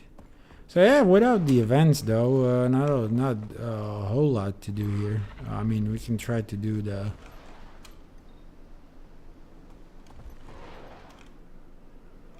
fight here, I guess. We're probably quite late for that one though. No. Okay, we can get... there's an elite enemy, yes! Haha, we're gonna get our daily done. Maybe not. Unfortunately, we didn't. Next, we have dragon spawn. These are creatures corrupted by the power of ancient elder dragons. Don't let your guard down. Oh, no, I want to be... No, just the elite. Okay, it did count. It did count. Next are the Cryptis, demon spawn of Nios.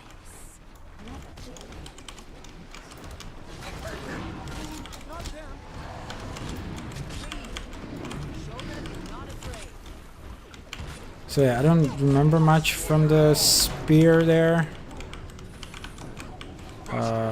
From what attacks are available to me, so I'm just gonna be spamming probably a lot.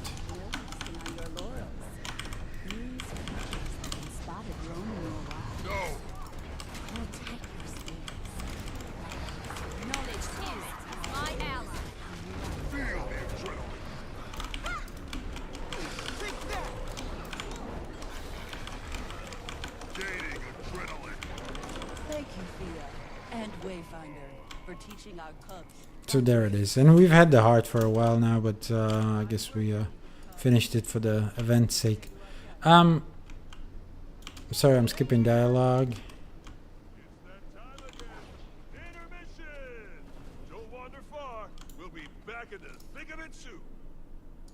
So there are a couple of achievements then you can do. Also, you may have noticed they sort of threw up Life in the Lowlands. Is it not? No, it's not it. What's it called? Will it have heart in its name? No, unfortunately. Renown. Oh yeah, Harvest Den, Renown Mastery. You may have noticed this thing as well. This thing actually, damn it. Sorry. No, okay. Yeah, well, so there's an achievement for repeating this heart, basically. A lot. I can show you.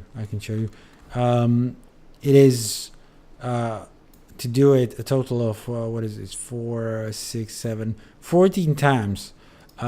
Just a reminder, if you're watching this live, you've got 21 days to do this one, actually, because it is one of these special ones. So yeah, complete a Renown Mastery achievement in Janthir. So if you want this one for 300 Astral Claim, now's the night time to start grinding at it, really. I've got a couple myself that I need to finish as well. We should perhaps also try to. Janthir Sentry Mastery Achievement. What is the Janthir Sentry Mastery Achievement? We might not get all of these though. Janthir. Oh, that's just for the whole map, right? That's just the meta achievement, basically. We should probably do that as well before these things go out. Just because I want this achievement as well, right? So it might be synergistic to do it before it goes away. Anyway, not a lot of time for much of further streaming, so we're gonna check in with Malice. We're gonna read this notice. There have been recent reports of food and trinkets going missing throughout the Harvest Den. So this is the, listen to this one. Be on the watch for a small feline reportedly wearing a hat of some sort, the fashion of which is unfamiliar and not of the lowlands. Multiple bearkin have not noted seeing this cat around the time of these theft incidents, leading us to believe that they may be related. That's a message by Raya Lycan. You know what? I might as well find the achievement. What is it called? So one of them. What was the name of the cub? Was it? No, it wasn't Claw. Was it? It was Fang. Was it Fang? Fang, the wise guy. Yeah.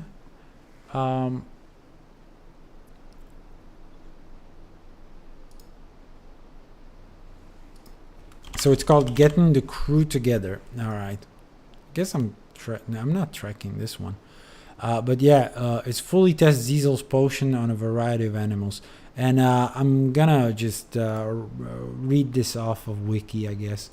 The dialogues that are associated with this. So yeah, you talk to Ziesel.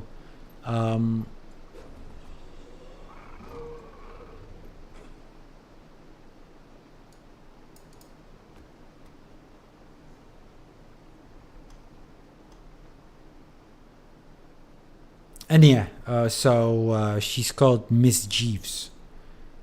Miss Jeeves, the cat, and you can talk to her around here. I'm just gonna quickly. Hello, kitten. You must be the tall glass of milk snuggling stone mute about.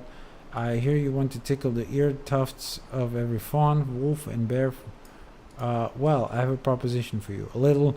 You clean my fur, I clean yours. I'm assembling a crew of professionals. One last job, only the best. I could use a cat with your freedom.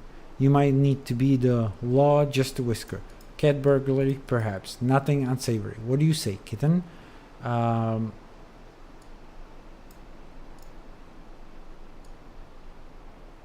And I guess we respond.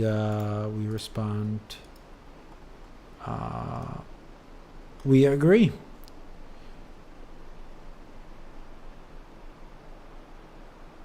Can't really.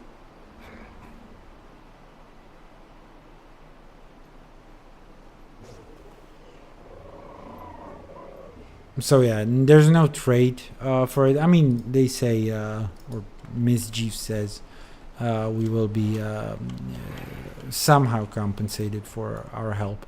But yeah, we're just putting this heist together. In fact, I think this is the house where you may find Miss Jeeves. No? No, I'm thinking of something else. Or? She's in a pantry. What is that? That's a nice cage. I've never been here. It's a cute little bird cage. Alright. We're not going to be looking for her, but we haven't actually found anyone else. And you can talk to one animal to test it out, basically, in Moon Camp already. So, yeah, and we're just following along just because Zizel actually...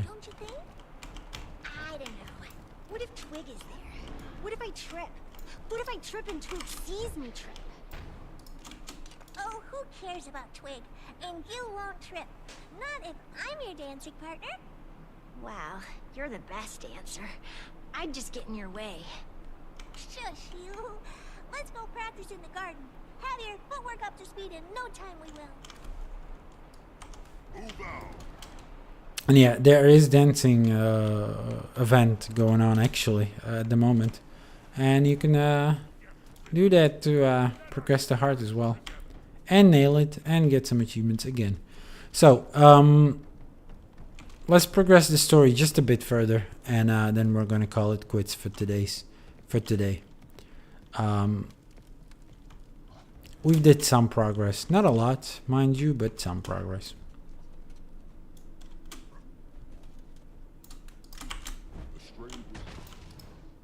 So there's Malice today. Then Catching up on Coden affairs. That wasn't very quiet. Attending is the one you're not invited to. Seems there's been discussion about those strangers the kid mentioned earlier. Also scouts and what I assume are journeykin, which kicked off some squabbling. Then something about aisles, and interestingly, alliance, which led to more squabbling. What do we have to do with any of this? Still piecing that together. But now you see why espionage and diplomacy go together like Bover and steak and a cold ale. If I didn't know better, I'd say you're enjoying this. And Krisha's still trying to convince me that field work gets old after a while. Anyway, the Warclaw Master seems to be the one spearheading all this. She said to speak to her understudy, correct? Wouldn't hurt to see if you can get any info out of it. Something's definitely got them on edge. Our timing could be good or bad. Alright. Can we... Alright, I'll try to talk to the understudy. As long as it doesn't pull me into an instance, we'll be fine. So... The understudy's name is apparently Burning River. Your journeykin has taken to you. That bond can grow even stronger. Why don't you put your new friend's nose to work and find me a missing cub? A missing cub? The youngings are naturally curious, which is not always a good thing. They'll wander far and wide, and they lose their way back. Track it down, bring it here, and we'll see the state of your bond. We'll get sniffing. And yeah, so we can straight up start sniffing. This is part of the story. Ooh, we're supposed to... Oh, shit! We're supposed to find it within the time limit? I don't remember this part of the story, actually. I'll be honest with you guys. I don't... Why are these... Okay. Let's go then. Go go. Ah, there he goes.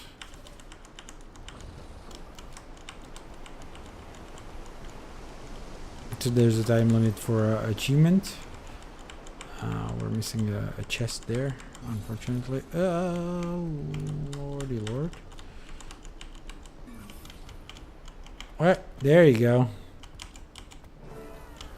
And now we have to bring him back too, though. I mean, can we use the mounts? Can we, yeah, we can ride back on our mount.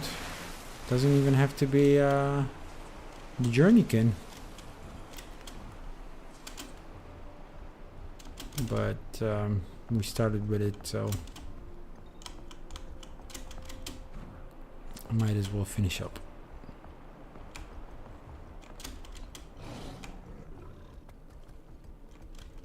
Yeah, plenty of time actually. So there you go. And Warclaw wrangling. Find the lost cup and return it within the time limit. That was easy. You found the little one. Good on you, stranger. Let me know if you have questions about these fine creatures. That's it. I mean, what exactly are Warclaws? Believe it or not, they aren't creatures of blood and bone, but of magic.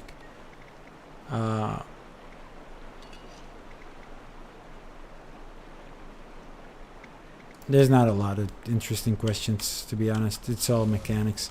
Okay, let's talk to Poised Arrow, and that's going to be our cutoff point. That's going to be our end one.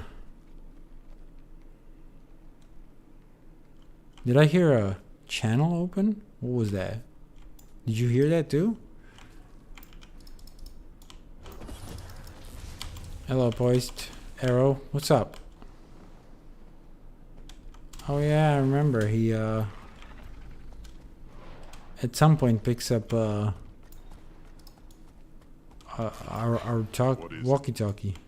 Straight to the matter. Wayfinders waste no time on windy lows. Pleasantries be damned. I see Malice has gotten you up to speed on our communications.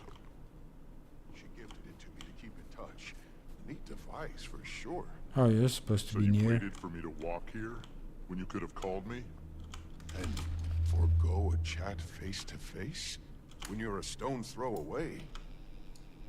Besides, I imagine it gets tiresome being always reachable. Surely one needs uninterrupted time with their thoughts. Speaking of life's interruptions, my paw requires a favor. Some small task for which he finds you fit. Said to meet him in the lower waterfalls at an old place of ours. Making my way over now. I'll see you there. By the way, I'd make haste if I were you. My paw values promptness. Lateness won't anger him, but it surely won't impress him. I speak not from experience. Yeah, got it.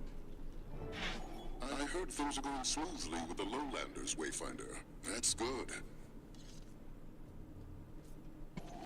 I'd love to talk. Probably best done in person. Got a standing invitation with the Claw, so let's keep it quick. Might know about you-know-who. Alright, yeah, so there's still Frode. But as I said, Poised Arrow might be our cutoff point, actually. So that's going to be it for me, from me for now. It seems like we haven't made much progress, but I'd say this wasn't bad. However, there's still a lot of story ahead of us, so strap in. We'll pick up where we're leaving off today.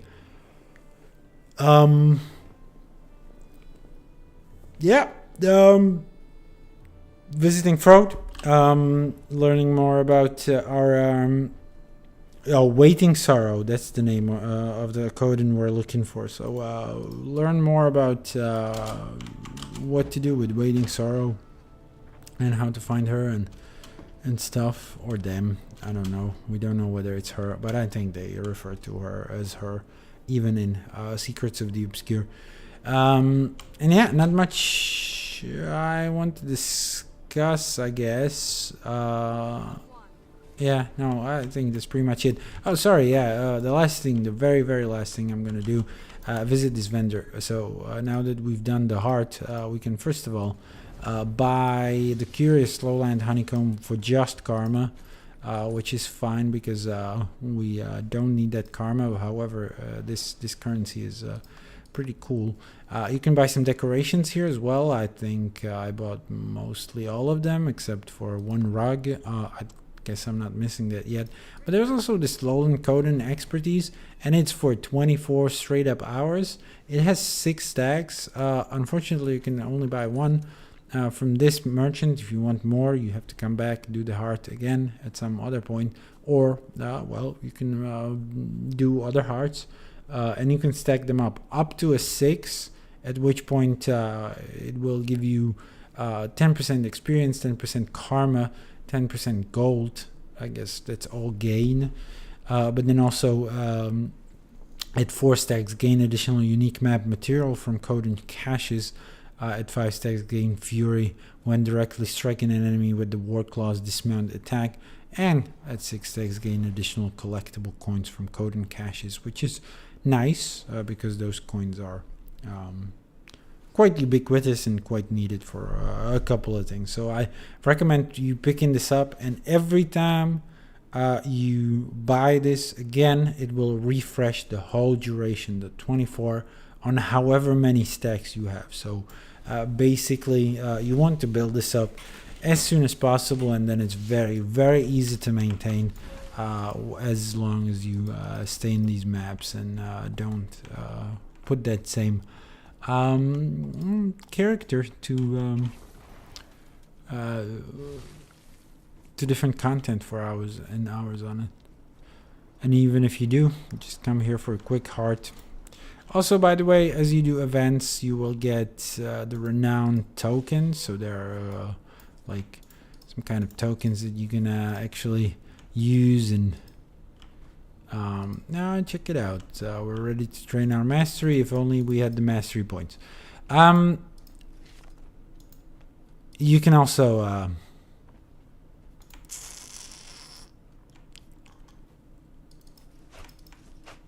I don't know what I was on about. Oh yeah, the tokens. If you do events around here that are not directly tied to the heart, you can get tokens, and you can then exchange the tokens for renowned heart progress. If you got the mastery and the lowland Coden, at least at this point, Bearkin harvesting techniques, I guess. No acceptance of the Conan. Yeah, acceptance of the Coden. Each token will progress the heart by a full 4th. So 25% of the heart done instantly when you hand in the token. And you've seen how slowly you can get that renowned heart progress. But yeah, that's pretty much it. So next time we'll see you on our way to Moon Camp. And until then, thank you for watching if you did live. If not, thank you for watching if you did from a VOD. Both quite appreciated. I will post my links for the last time in Guild Wars 2 chat. I'm sorry, in Twitch chat. Which links first of all to my YouTube. As I mentioned, I'm streaming there simultaneously, and the streams will be there forever as VODs, or for as long as Google doesn't implode. And then my Patreon, patreon.com/Weiler. If you want to support me financially as well, it would be appreciated, and I would feel very much encouraged to continue doing this thing. But for now, for this moment, this is pretty much it for me. Again, thanks for watching however you did it, and I'll see you next time doing a bit more Guild Wars 2. Take care.